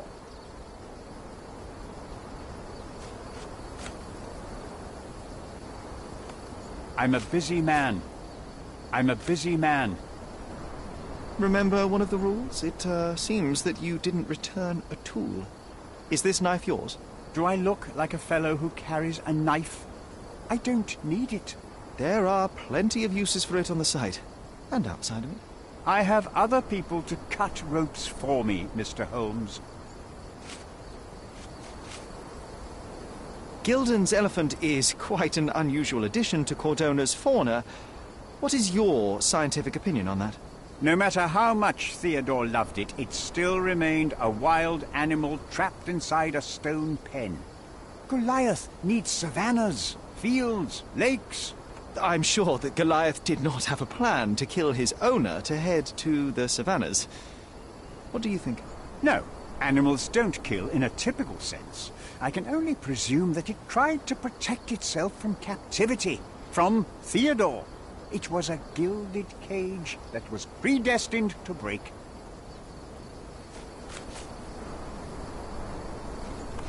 What's with this intricate recruitment process? Pro-British workers charge less? As a head of this organization, I need to secure a productive environment. It's impossible to do so if there are political differences, especially here, where the native population doesn't support our efforts to find the ancient artifacts. Decent pay can also stimulate productivity and shut down any political discord. Hadn't you thought of that? You're young. You have time to fritter and fight with everyone you meet. I don't have such a luxury. Our workers receive enough pay for what they do. So don't start a discussion you know nothing about.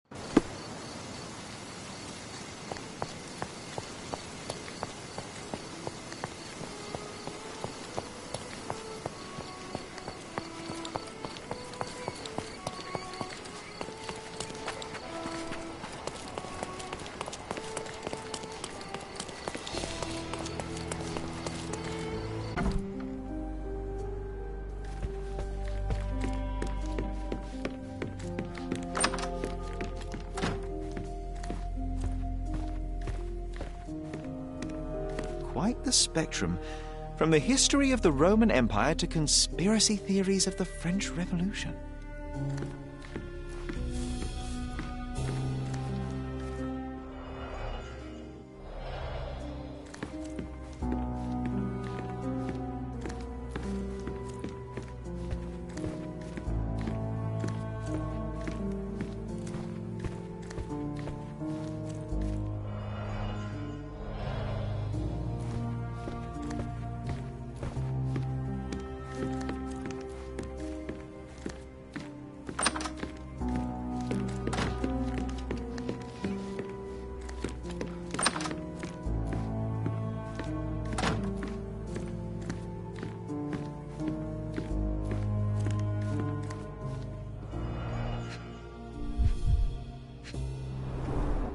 She packed as much as she could carry. False idols? Oh, sounds utterly dreary.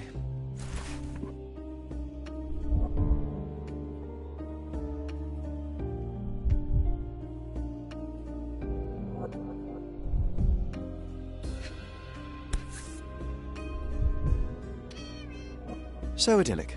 Enjoy your happily ever after before it stales. The same dull poses on all romantic photographs. Hey, Sherry, we need to talk. You found false idols. We need to find the remaining two. What does bazooka even mean? Would this paper be good for anything but blowing one's nose on? They're not rubbish, Sherry. There's something more. I'm serious. Very well. I doubt it'll be worth it, but I will find them for you, John. You'll thank me later. They're some of the most imaginative books I've ever read. What did you say?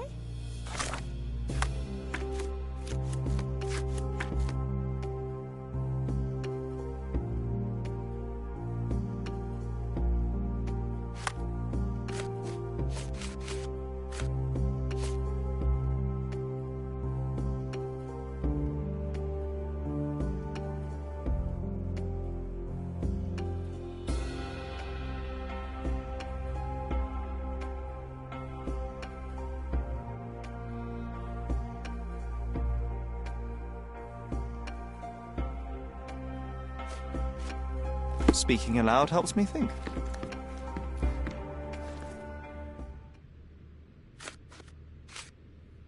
I found this. Who's this young lad next to you, your faithful knight? Paul. He's my pirate. He's not really a pirate. I just call him that. It probably sounds very silly. Your secret is safe in my hands. Does Paul work somewhere? What is his surname? His name is Paul Perks. He and his yacht Whirlpool are the champions of the Salacia Yacht Club. He sails there. I'll show you where it is on the map if you need to meet him. A yachting champion? Well, that will be a first. I prefer dry land. And so does my suit. These bags of yours, it looks as if you've packed your entire room. Were you planning on going somewhere? My partner and I, we wanted a change, a fresh start abroad. But now I have to stay here. Here, an orphan.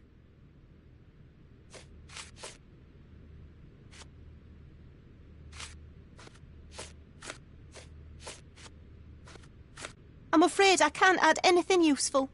I don't have any thoughts on this. I'm afraid I can't add anything useful. I've nothing to say about this.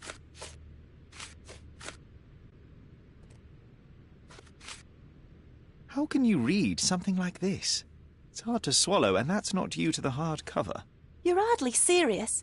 Any library without Nabe and Laura is incomplete. If you can read, then these books are an absolute must. Love and adventure. They're about life. Oh, I wasn't aware that exploding pyramids were a part of daily life on Cordona. You haven't seen life, so you might try reading about it at least.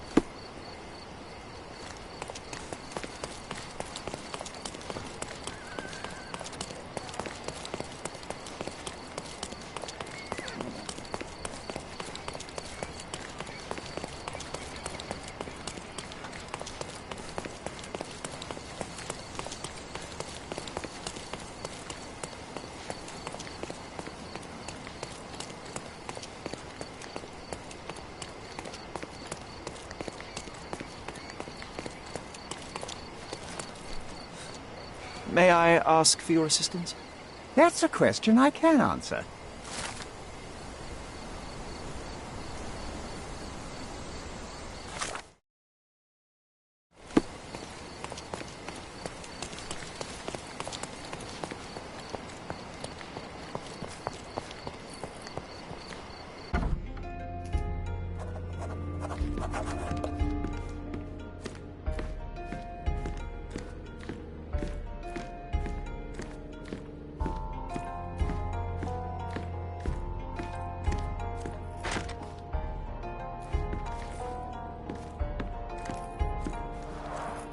Bloodied bandages. Has someone been hurt?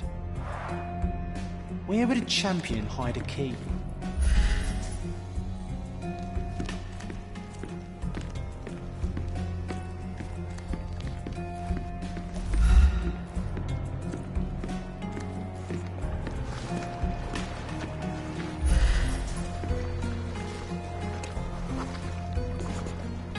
The champion's whirlpool.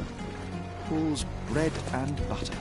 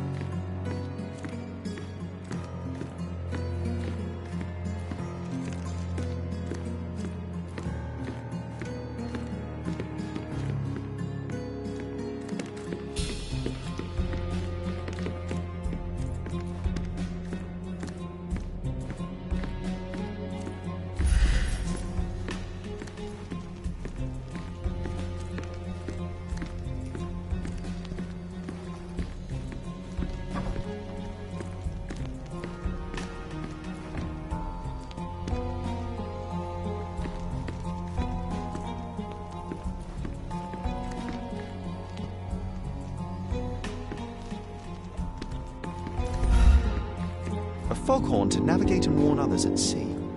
It should have a warning to cover your ears.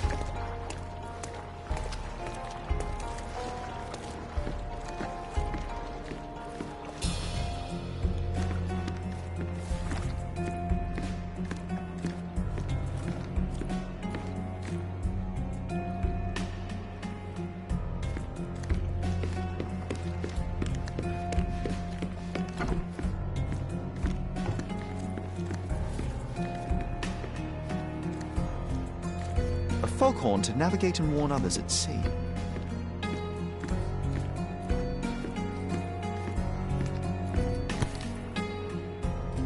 Sails of hatred. I suppose there is something for everyone, including champions. Who knew archaeology could be so exciting? Exciting is certainly a word.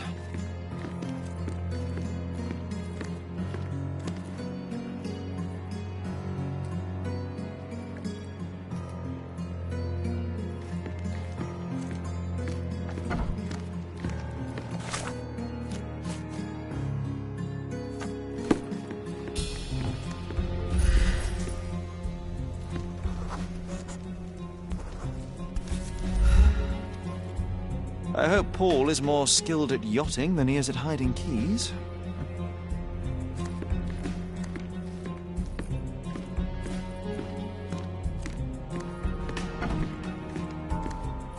Bloodied bandages.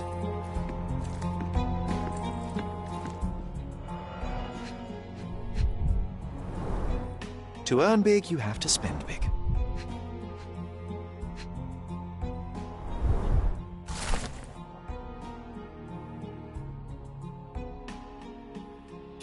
Mr. Gilden wasn't afraid to get his hands dirty.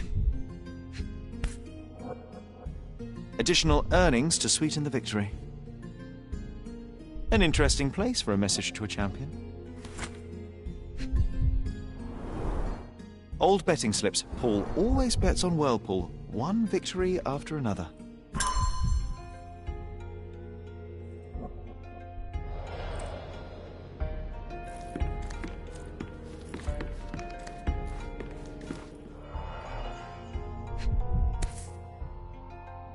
A box full of darts. Each has a needle and can be loaded with drugs. An expensive set of tools for woodwork. An amateur wouldn't know how to use these.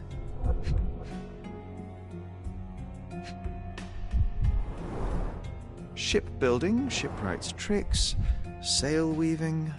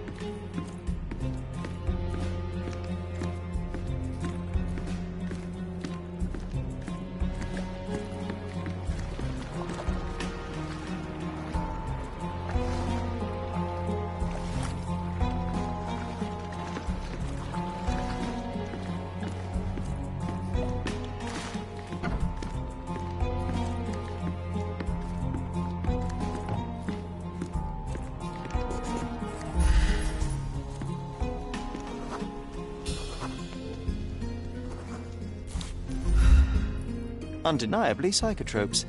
Not for toothache, I think.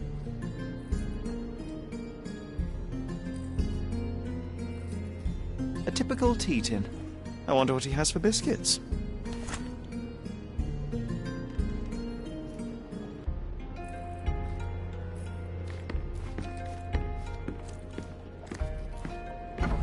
Oi! Hands off my possessions before you lose your fingers. Are you illiterate? The rules are written everywhere. Ah, Mr. Perks, the cabin boy himself. Champion, you mean? I was right. You are illiterate. I think a couple of shiners might teach you. One last chance. Who are you? I'm Sherlock Holmes, a friend of our mutual acquaintance, Miss Imogen. Look, you artichoke. Imogen has no friends. Except for me. If you must try to insult people, it's better to know the meanings of the words that you're using. You fancy you could teach a sailor to swear? Go ahead. Show me how inventive you are. Stand still for a moment.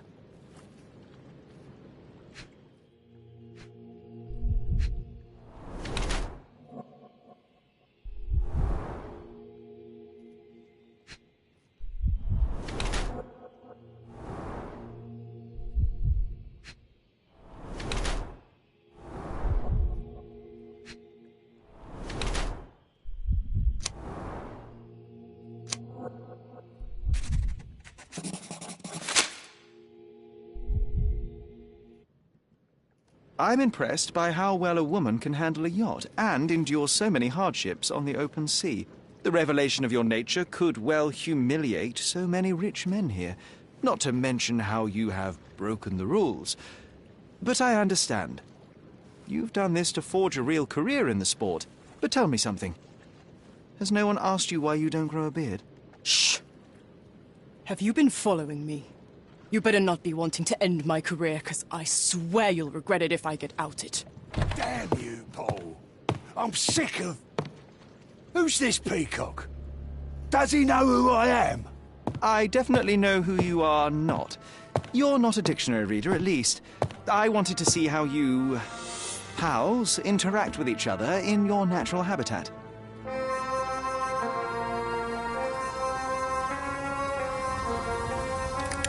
But I'm afraid I have to interfere.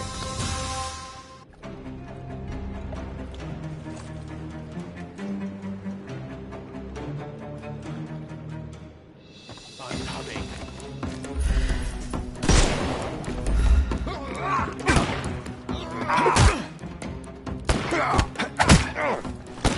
Don't bother, Moob.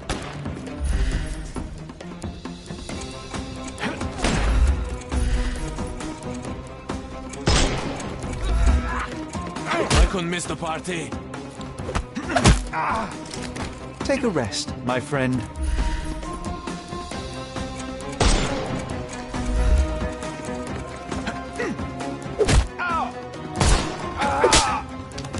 Don't. The snuff's ready.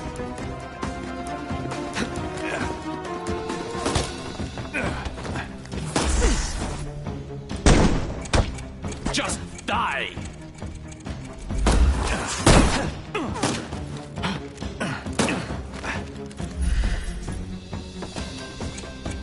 We can overcome the brute now.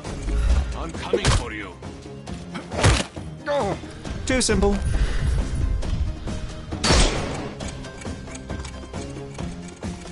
Give him the pepper snuff.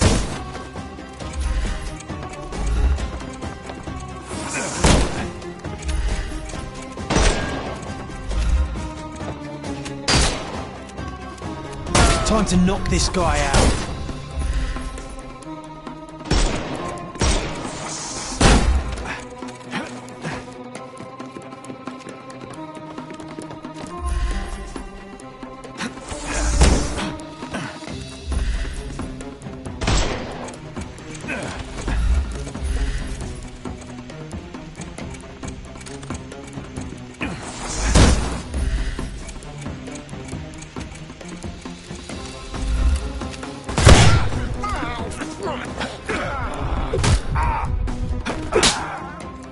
Don't cry, you'll... The snuff's ready.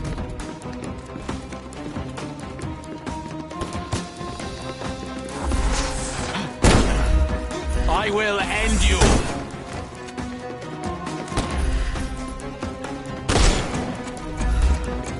I couldn't miss the party. Don't bother moving. Give him the pepper snuff.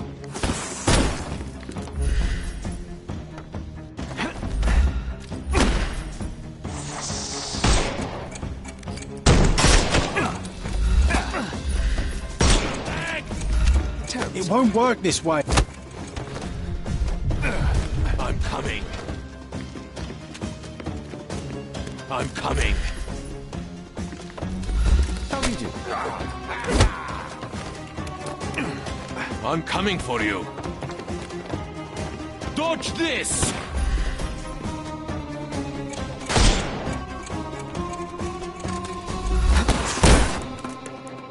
He's all yours now. Go.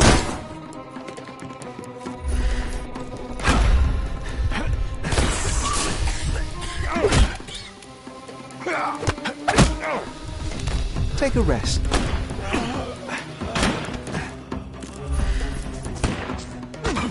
Take this!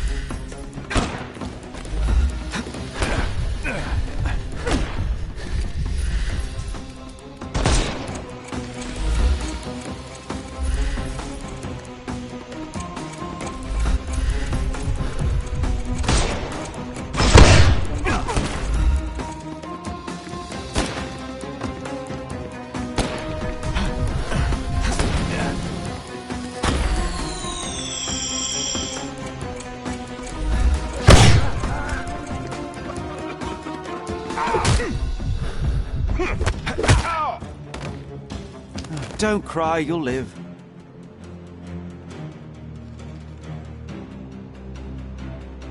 And there's no reward for risking our lives. Paul's explanation will suffice.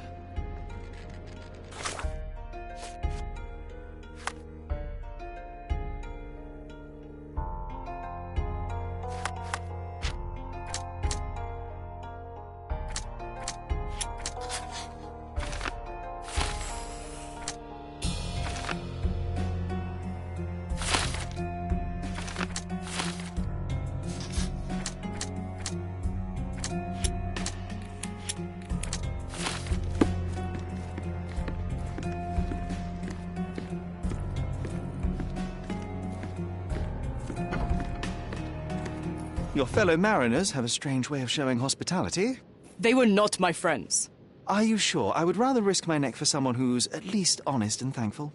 Perhaps then don't enter someone's life and be so judgmental, pretending you're better than they are. Then give me your perspective and allow me to see through your eyes. What were you doing this morning, Miss Perks? Don't call me that. I'm a champion. I was sailing. The other club members told me that you missed the race this morning. Do champions not need to practice? Ugh, you've talked with them already. No, I wasn't racing. I visited the doctor after that attack on me. And then I had to honor the deal with the bandits you just took care of. I tried to tell you before, but your partners interrupted. Have you heard the news? Theodore Gilden is dead. Do you have anything to say? Well, what a shock. To me, he was an angry old ogre. Good riddance. Was it Goliath that killed him? Did it crush him? Break his bones? Come on, tell me. I want all the details. You have an unusual way of showing grief. Imogen wouldn't appreciate that. But yes, the animal could have been involved. It's poetic in a way, isn't it? It takes a beast to kill a monster. I wish I could have been that elephant.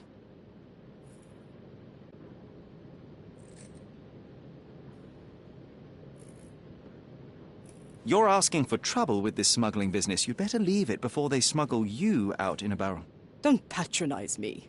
I've only ever had trouble with law-abiding citizens like Gilden and you, never bandits. So ask me anything you want, and then get out of my sight.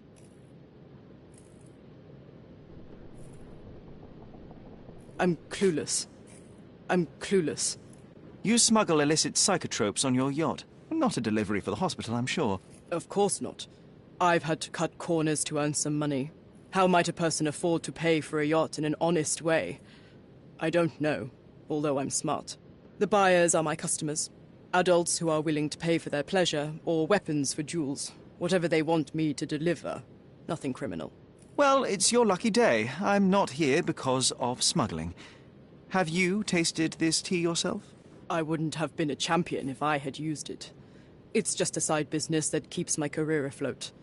It's quite expensive to compete in yachting. Sometimes I cut corners. Such as fixing Whirlpool yourself? Exactly. And sometimes I just have to pay. That's how I earn money. I don't sell slaves or take the last man gear from a poor family. Look what I found. A box full of darts. Hey, that's mine. I confiscated it. These darts appear to be filled with something. Poison? How powerful is it? It's strychnine. Enough to instantly kill a small rodent. I haven't tried it on a human. Yet. I hope you know what you're doing. Could it immobilize a larger animal, say, an elephant? I've never tried, but I have wondered. It seems as though Theodore Gilden hung a sword of Damocles over your life and career. Were these only words, or something more serious? Check my forearm. Pulled muscles and bruises. Small cuts. Nothing that you could call serious. I doubt that a man in his late 50s could wrestle you. It wasn't him. He behaved like a rat and hired brutes. His boys tried to lock my hands behind my back, but I was faster and I escaped. Was he so protective of his daughter, or was it your feminine secret that provoked him? My guess is that he was protecting his property. As he saw it, he owned Imogen, and he treated her like a piece of furniture. He didn't want his daughter to be loved by anyone. What's more painful is that Theodore didn't allow me to love his daughter. Typical. I'm not sure that your relationship with Imogen could be described as typical. Are you afraid of a woman in trousers? Now that's typical of men. A charming picture. I've heard that champions do often pose with their trophies. Cheeky.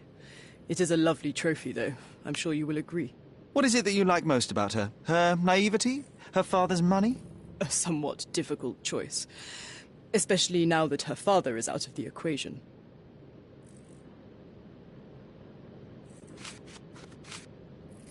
Imogen doesn't strike me as an industrious young lady, so I find it strange that she was busy packing up all her belongings when Mr. Gilden died. That's some favourable wind in your sails, isn't it? Is it so suspicious that a couple might embark on a trip? I wanted to thank her, so we planned to go travelling. A Theodore-free place, without elephants. The timing of it is suspicious, however. Your lady friend becomes an orphan and heir, and there's a planned trip directly afterwards. An improvised romantic dinner will never please a spoilt girl. A planned voyage might. It's not spur of the moment.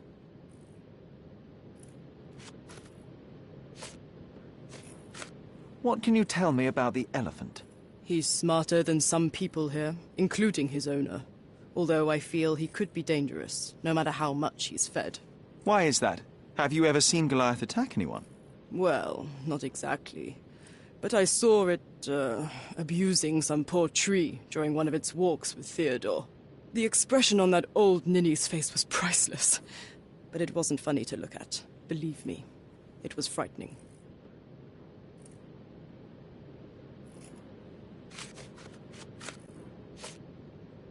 Does this knife seem familiar? I didn't find it in your competitor's back, to be clear. This knife is as blunt as your humor. It's a bosun's knife, but it's not mine. I wouldn't be so careless as to mislay my tools.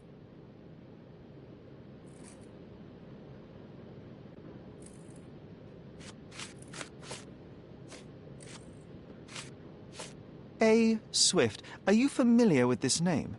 The gentleman had business with Mr. Gilden. Likely just another strange and wrinkled fellow like old Gilden was. Perhaps this Swift person has a rhino, and they wanted to see which pet was stronger. In other words, I don't know who he is, but I bet he's crazy like Theodore. I doubt that court owner has ever boasted a battle arena for that size of mammal. You have an interesting imagination.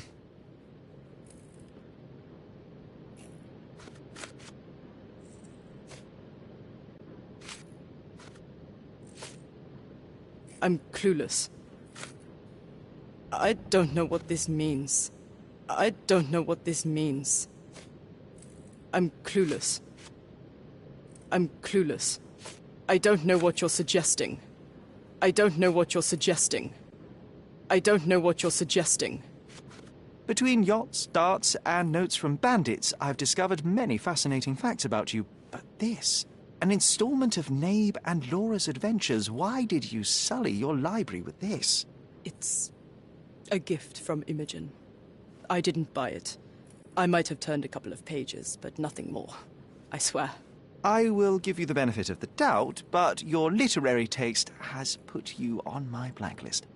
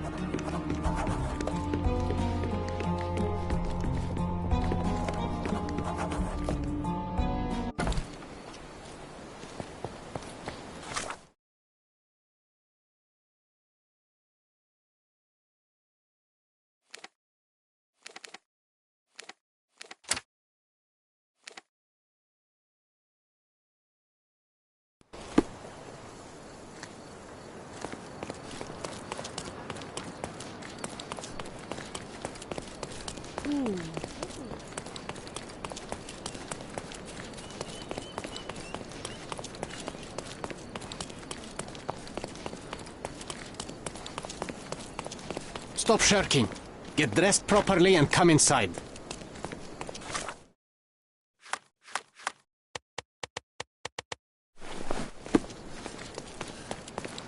Stop, look.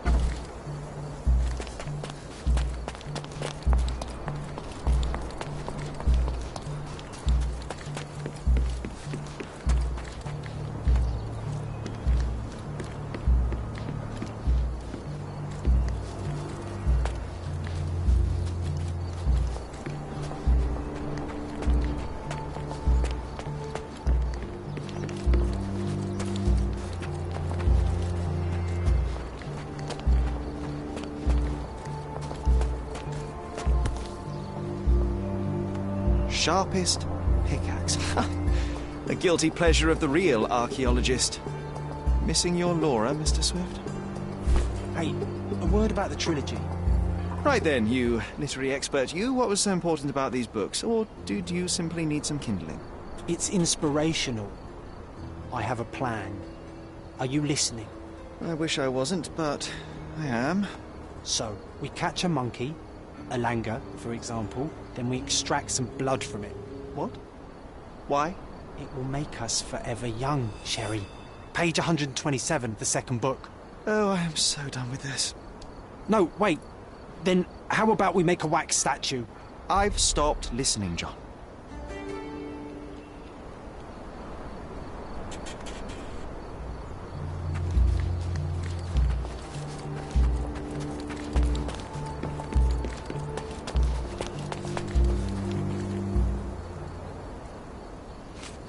As far as I can tell, you're a man of the academic world, so this book about Nabe and Laura is just an empirical study? What? That nonsense? I'd prefer to lose my eyesight than read such trash. So, you know nothing about it? I know nothing. I wish I'd never heard of it in the first place, this caricature of science. Do I hear traces of envy?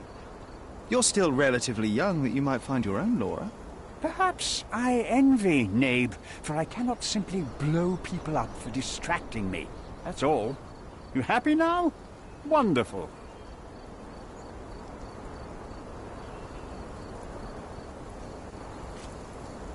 I've nothing to add.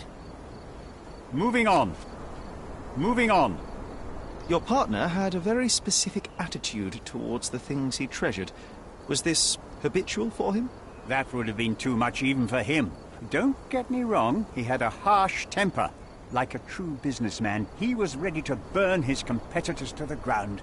But threatening someone physically would have been something new even for him, am I correct? Absolutely. Besides, I had never seen him this angry. The fellow who received the letter must have been extremely alarmed. Moving on. Moving on. Moving on. Have you seen this person before? The one beside Imogen Gilden? No, but he's with Imogen, so I suppose that he's a friend of hers. That girl always has her head in the clouds. I could have said Theodore was different, but that wouldn't have been entirely true. Away with the fairies, was he? That's one way of putting it. Either way, I don't know much about Imogen's life or her friends. The type of elite that pretends to be educated.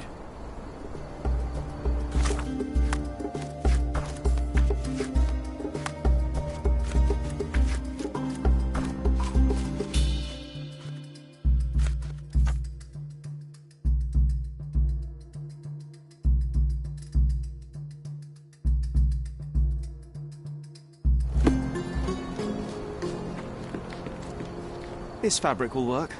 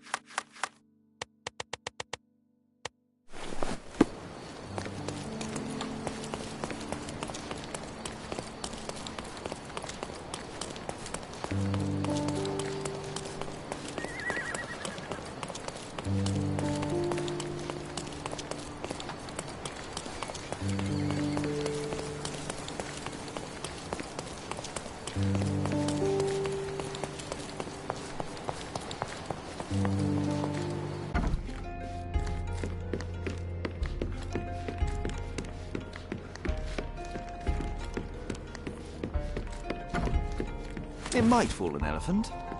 Mrs. Nini seemed to know her sewing inside out. I bet she missed us. I hope Miss Nini won't misunderstand me.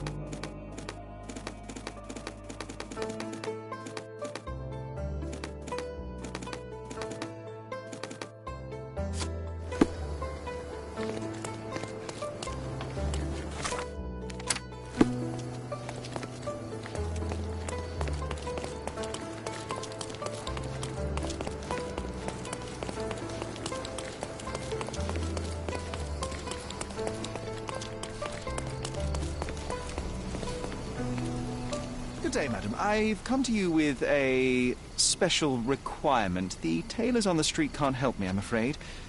Could you make a doll for me? Oh, Senor Holmes. You taught the police how to do their job, and they found the thief. Of course I will help you. But what sort of doll? A child's doll, such as my great-niece might play with? A little larger than your typical doll. Signore, I don't understand. Boy, girl, animal, and what color? Animal, a passionate, perhaps amorous animal. Ah, Signore, you talk in riddles. I am an old lady who's seen it all. Tell me what you need.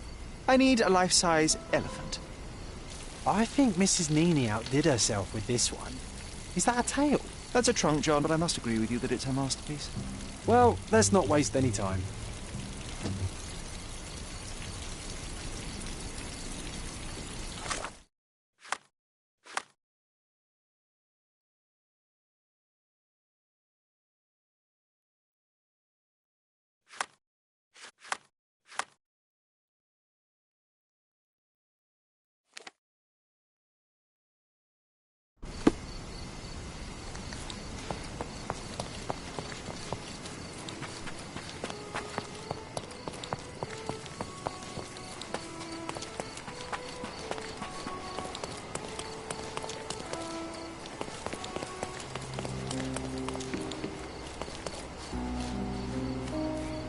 The game is on.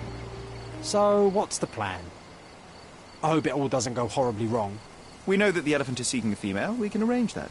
A doll with the appropriate scent might do miracles. So you're a marriage broker? Well, I suppose that makes me a groomsman. Oh, she is a bit breezy, I must say. Well, Goliath is eager for a single female elephant in his area. It should be just enough for his taste. You'll need to trust me. Are we ready? I can't stand the tension. We're ready. Let's call the elephant.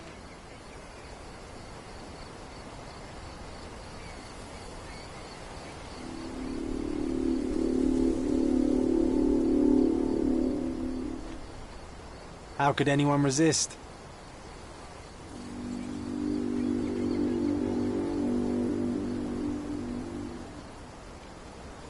I knew a lady once who said just that.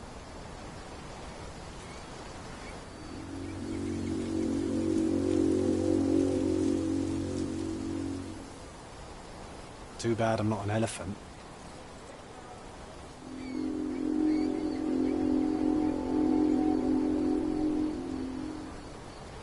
Take your time, Sherry.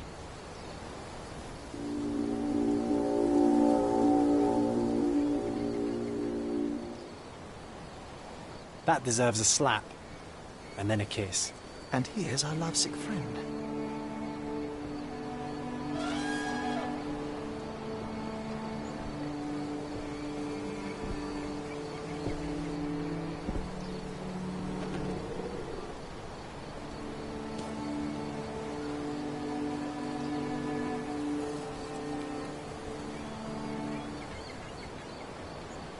What is the meaning of this?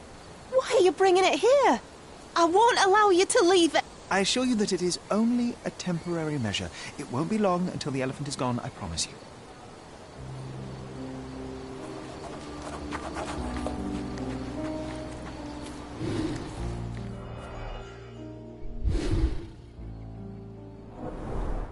It injured itself while running through the forest. Peaceful and compliant, almost a gentleman. The left tusk is larger and more worn. You're a left-tusked elephant.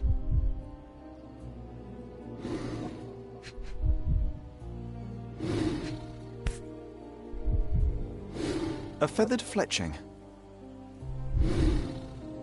There's something in the needle. This might be promising.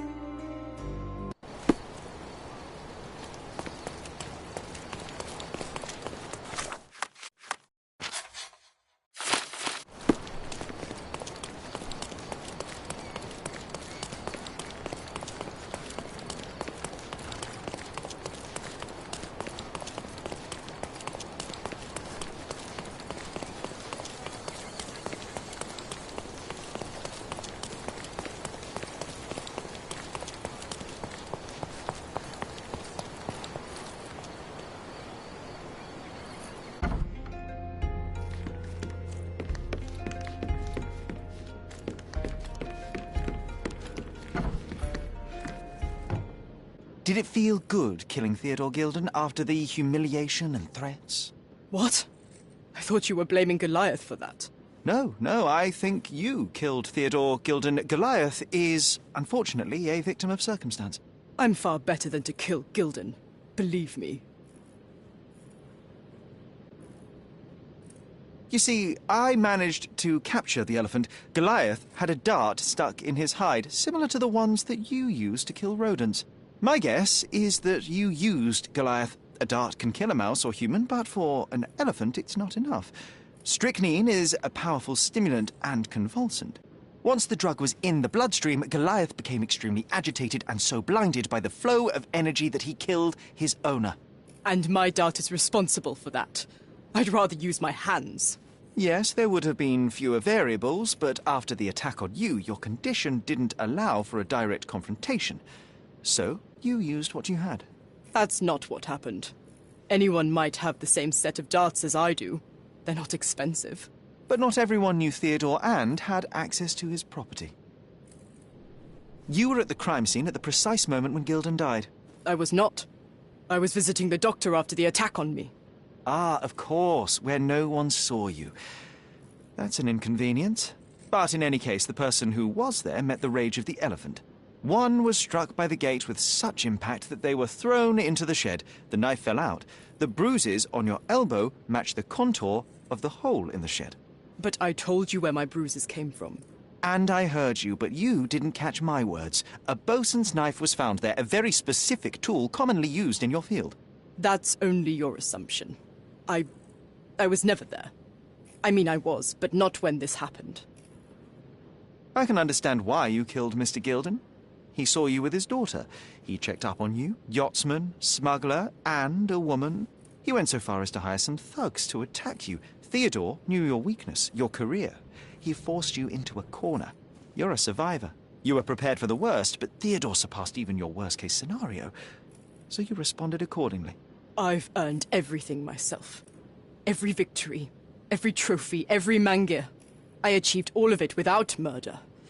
I don't need to kill in order to win. And you weren't afraid that he would reveal your secret to the owner of the yacht club or your competitors? I can control my fear. Trust me, I wouldn't have become a professional athlete otherwise. I revealed many truths and lies concerning Gilden. One banal fact is that he was a bitter and angry man who acted according to his own desires and impulses. Such people are dangerous, they are unpredictable, and value their own comfort more than anything and anyone. The same as you, Paul. Are you out of your mind?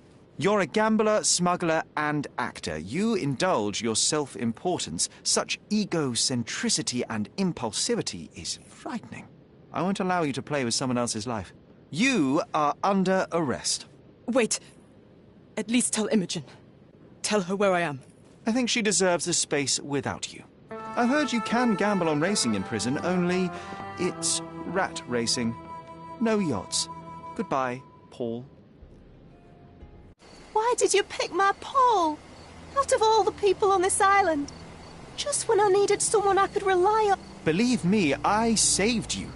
I found the true murderer. Would you really choose to live with the person who took your father's life? You took away the pillar I was relying on. Paul was my only hope. You've destroyed it. It was Paul who destroyed it, not me. I was merely the fact-checker who discovered the real culprit. And now about that elephant. Oh yes, Goliath. You did nothing about it. I had to deal with it. Fortunately, there was a real man wanting to help me. He agreed to buy Goliath and relocate him to his property. I suppose I must congratulate you. I'd rather you leave. But first, here are my father's belongings. Some of them have information about your mother. Take them and leave me be. I appreciate it, Miss Gilden. I assure you, I only wanted to find the true perpetrator. Perhaps. Or perhaps you found a convenient scapegoat. Goodbye. I truly hope you meet more honest people in the future. Take care.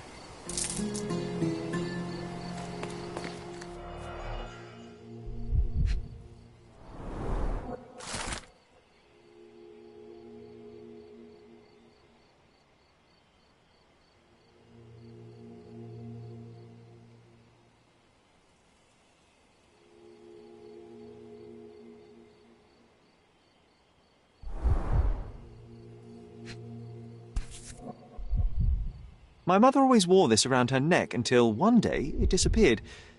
I was wondering where it went. She said it was a birthday present from a good friend.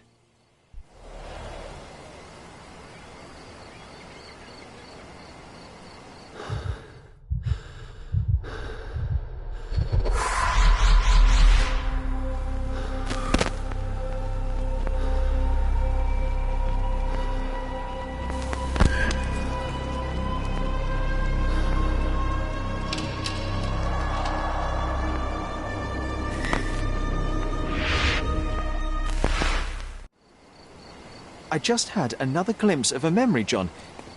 It's fuzzy, but I'm sure it happens somewhere in the manor. Finally moving forward. Shall we go?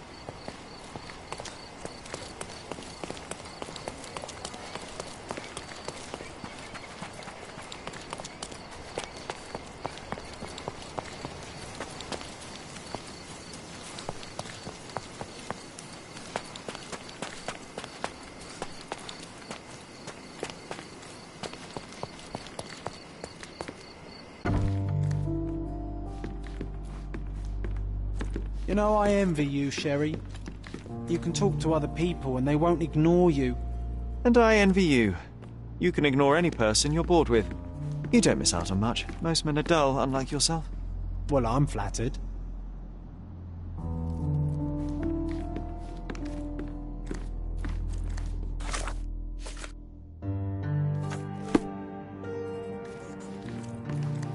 Another one. There must be something important behind it. I can feel it.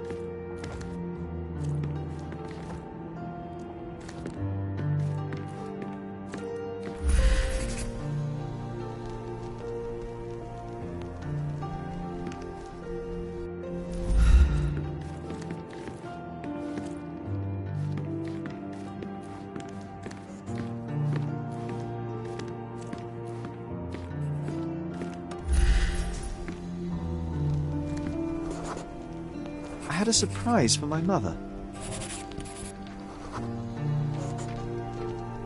I was holding an ancient Greek vase, or rather, quite a big piece of it.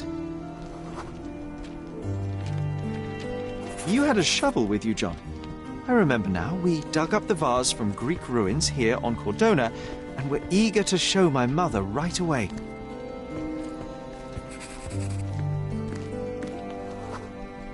For some reason, the door was closed. We knocked.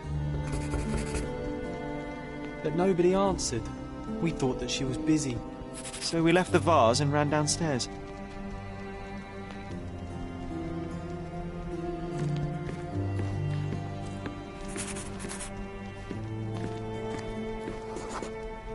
I decided to gather some archaeological tools in order to take a closer look at the vase.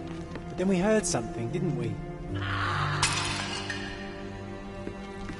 Yes. It came from upstairs.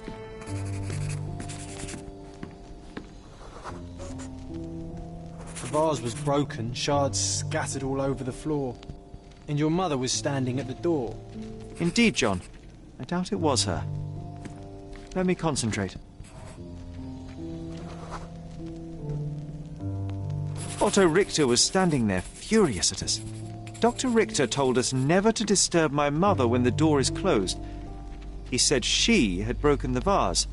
But we didn't believe him. I bet he smashed it.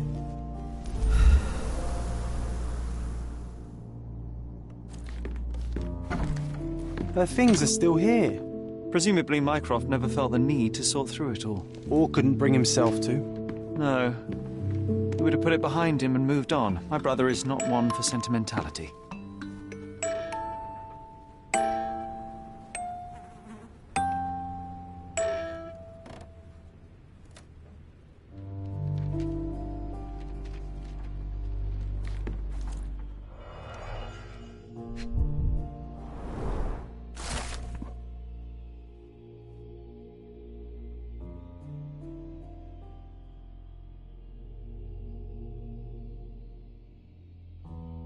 It's a strange feeling to read about my father's death in the newspaper. I can't recall anything except the deep feeling of loss. You were too young. It happened before we even met. It's so sad. I'm sorry.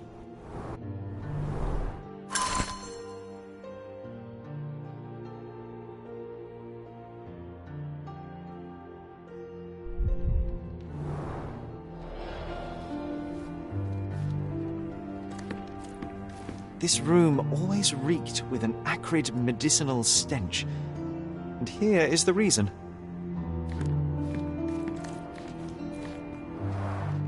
Looks like it was damaged by a blunt object.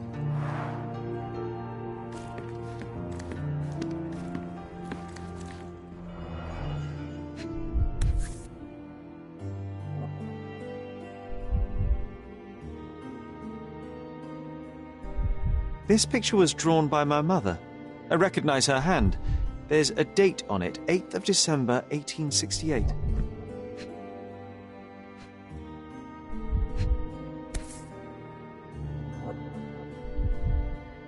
This seems a bit odd. I can recognize my mother's style, but it's far too sloppy. Dated 12th of February, 1869.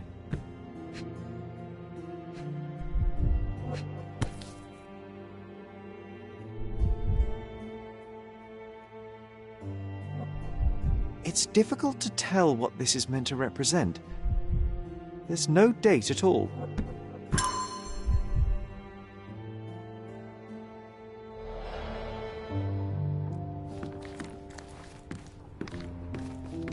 Straps on the bed. Just doesn't look right.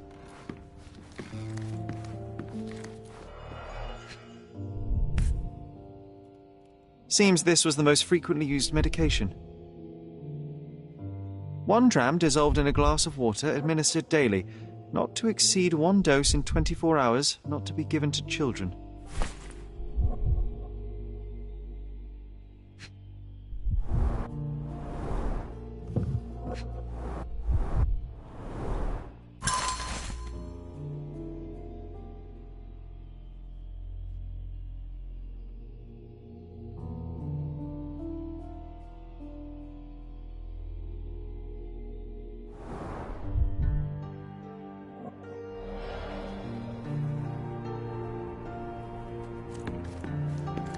Oh, I would love to take a bath right now. Not this one. Surface corrosion suggests it was prone to extreme temperature fluctuations. For medical purposes, I suppose. You're not obliged to be here, Sherry. You can leave any time you want. My mother loved flowers. They made her smile. I remember we would bring a new bouquet every week to make her a bit happier. That's why we collected all the violet flowers we could find on the island. Look what I found! The White King is under attack. Sherry, can you save him and checkmate the opponent in one move?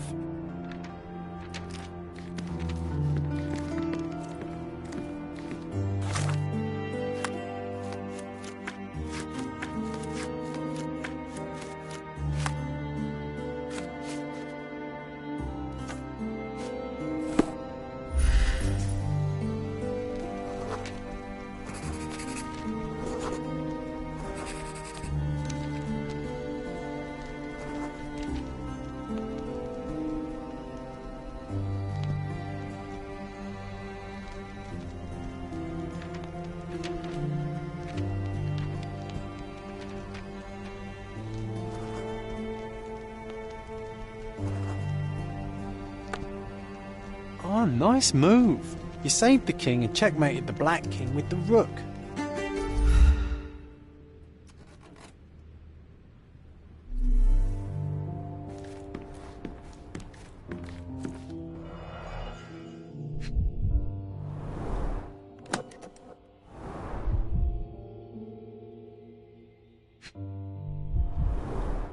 Do you think the doctor could have used these tools here? I hope not.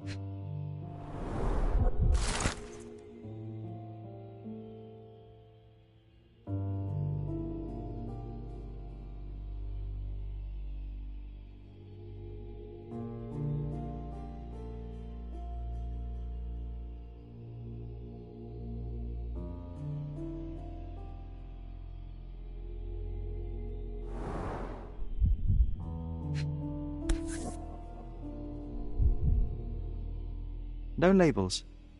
I doubt it ever had one. There appear to be residues of the bottle's contents at the bottom. Oh, it brings back some memories.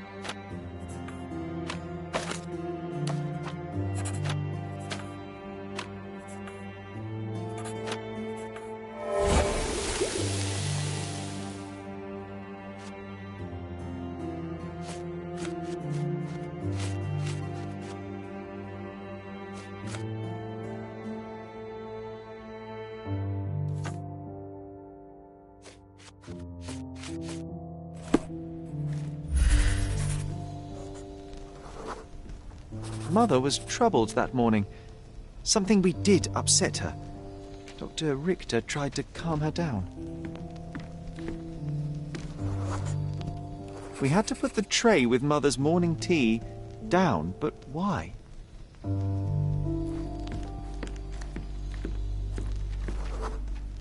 The broken plate shards were all over the floor. Mycroft had to change his suit as the one he was wearing was completely stained. It's starting to ring a bell. I think it happened in the morning.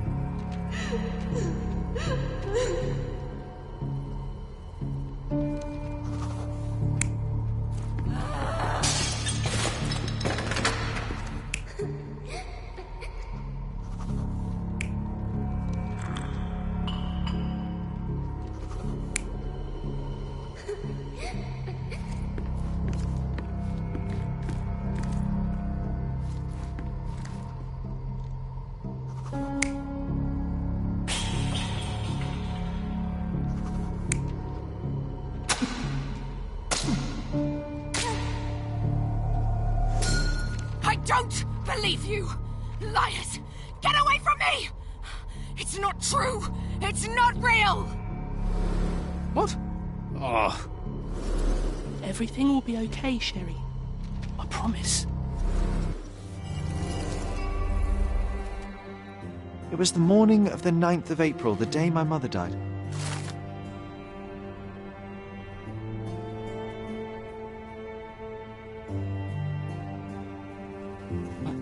My mother, she was not just ill, but mad. God have mercy. I'm sorry.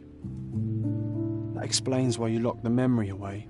There must be more, John. That was the morning of her death. I need to know what happened. Every time you... I just don't... Please, Sherry, leave it be. Just breathe, John. You know that I cannot leave the last stone unturned. We are so close.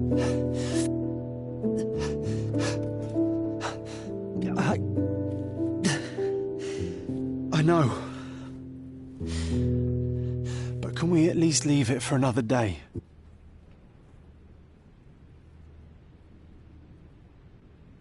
Well, history tells us these memories are triggered by our investigation of other matters. I suspect it could not be forced even if I so desired. Thank you. How are you feeling about all this? Tell me, I'm not the only one reeling. It feels wrong, sad.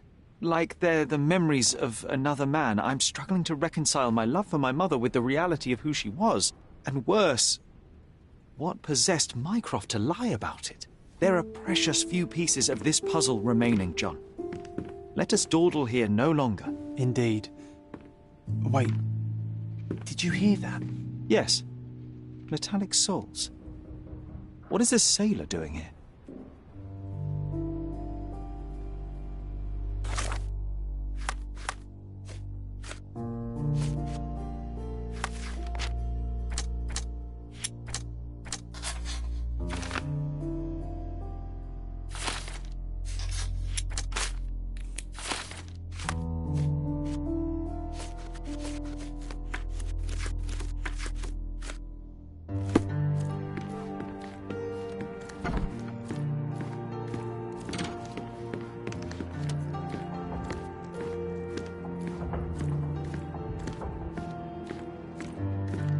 Sherlock Holmes, isn't it?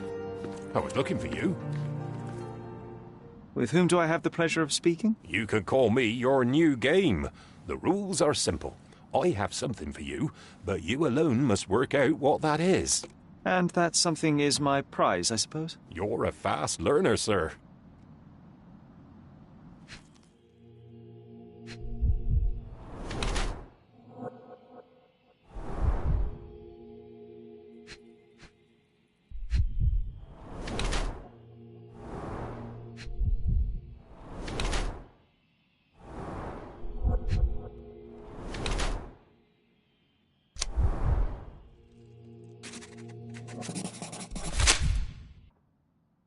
I cannot believe that Mr. Vogel has somehow successfully called my attention to his gallery. You're here with an invitation to visit it, obviously. My word, you are fast, Mr. Holmes. Could you explain how you came to that conclusion? Of course. Explanations are my favourite part of any conversation. Hands without any sign of regular physical activity, in contradiction to one who would most usually wear such a uniform.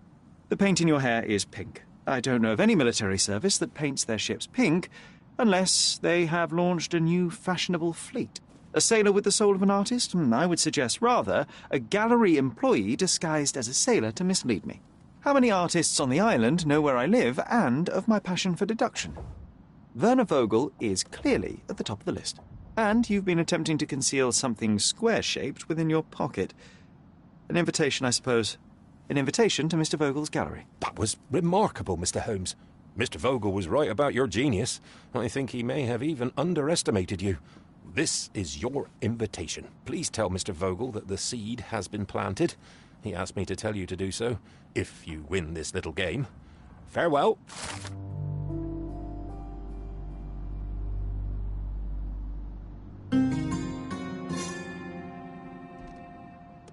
You won't believe it, but Werner's other idea was to put me in a dress.